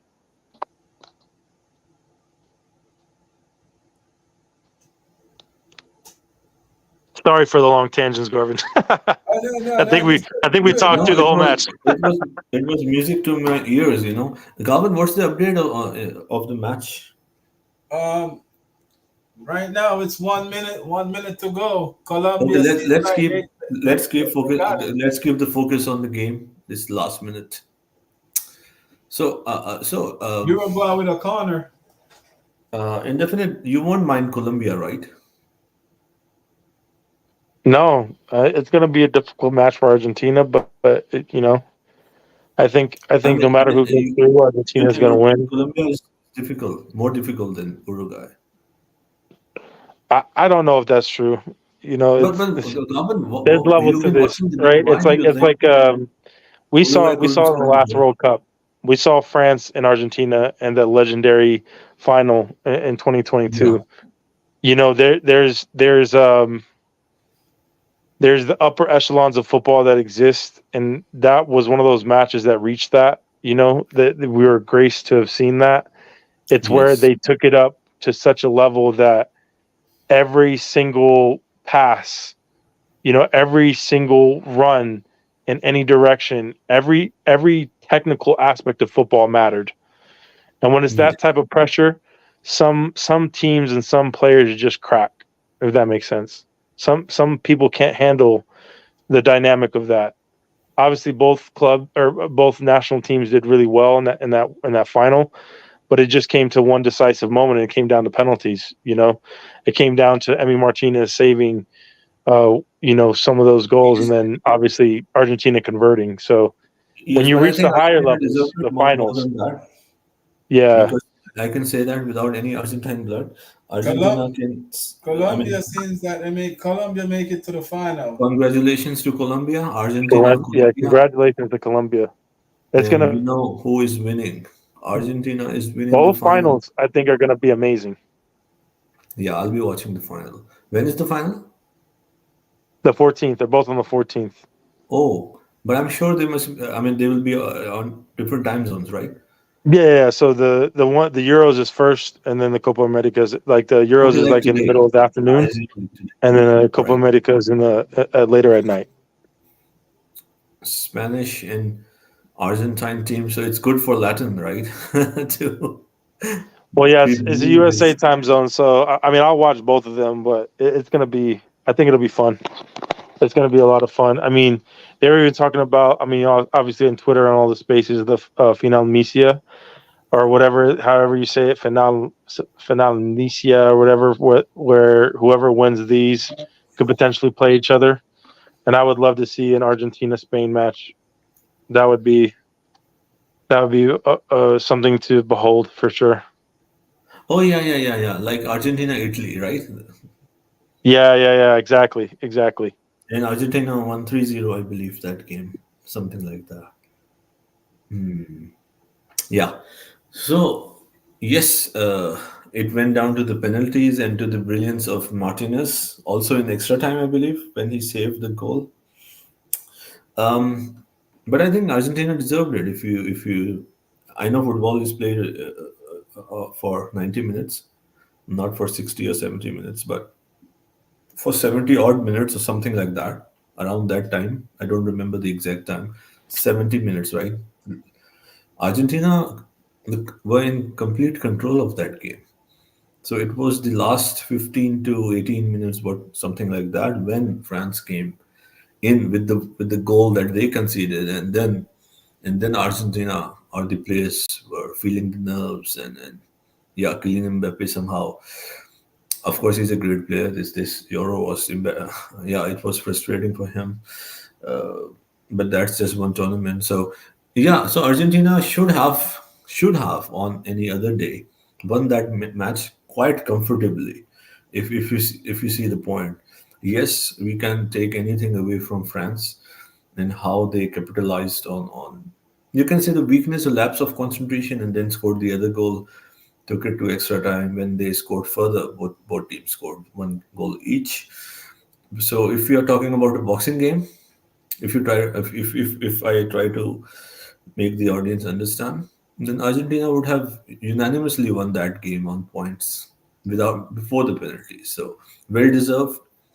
Argentine national team, and it's ridiculous that many people talk about that the event was staged so Argentina can win. I watched all the games, all of them, and I remember even in my family, some people who don't like Argentina were saying that. Even when I was watching the game, many things I was hearing, I was like, what do you see? Which game, which decision was given in their favor? Nothing, absolutely nothing that I saw. So this is a lot of animosity. If anything, Messi should have been given or handed the World Cup. If you uh, talk about fair rules, as you know, both I think Gabon and especially you and definitely I support France. But what I inside I was more hoping that Argentina wins because of Lionel Messi. Because it would have been the most heinous crime against football for Messi to retire without winning the football. Without winning the football, I'm saying, without winning the World Cup, right? It was have been a crime, because Messi deserved it long time ago. Football is not always fair. He had the opportunity when Indefinite is talking about Argentina's when he had the opportunity and the invitation for the Spanish team. He could have played the 2010 World Cup with Spain. I'm sure you know it, Galvan. I'm sure Indefinite knows that. But he was in Spain with Barcelona. He had the opportunity. He could have easily played for Spain, but yeah, he chose to remain loyal. So, and many people from that time always say when Argentina didn't win in 2010, 14, this conversation was hot. Had he chose to play for Spain, he would have already been a World Cup winner.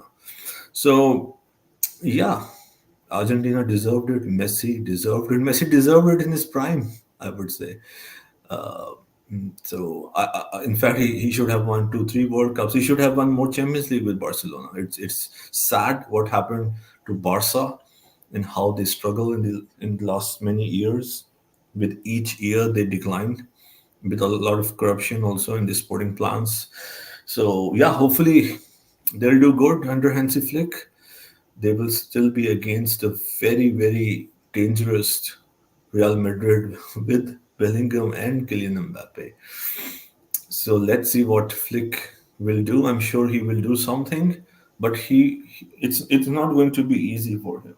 But I'm sure he will impress everyone. Will he win the league? Maybe he can. He has the potential, but one man. It's difficult for one man to go against the entire nation. If Flicks win the La Liga, I think it will be, in my opinion, one of the biggest La Liga wins for Barca in maybe decades. What do you think, Indefinite?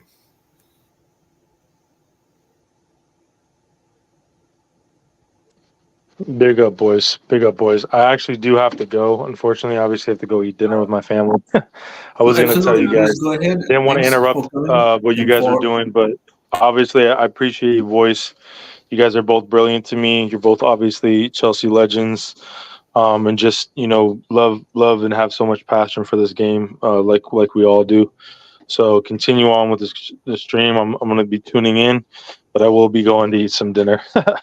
Love you Please guys. enjoy your dinner. Be Please Really safe, enjoy your guys. appreciate dinner, it, And, guys. bro. We and look Garvin, forward to meeting up send with all you my love to finally. your Thank you family. so much. Hope everybody's safe from Hurricane Barrel. Yeah, it's not a good. This one is a bad one for a long, bad one, worst one for this longest time.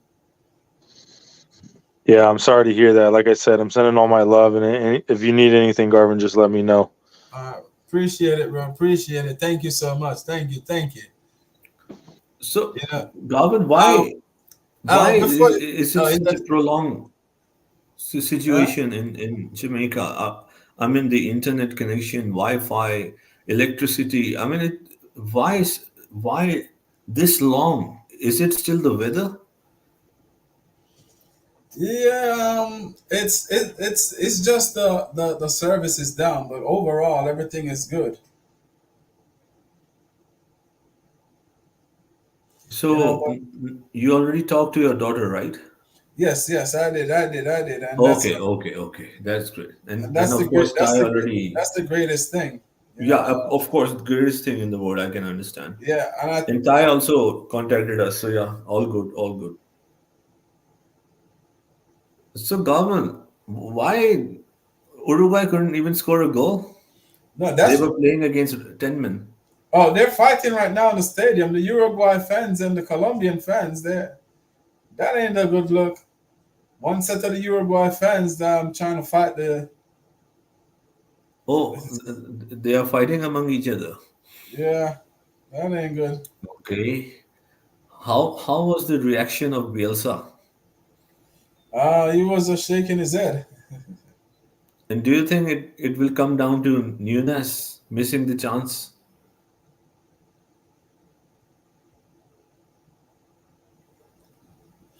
Um, honestly, Colombia, the better attacking team, in the whole entire tournament, and they're solid defensively. So they're just similar like Spain. In my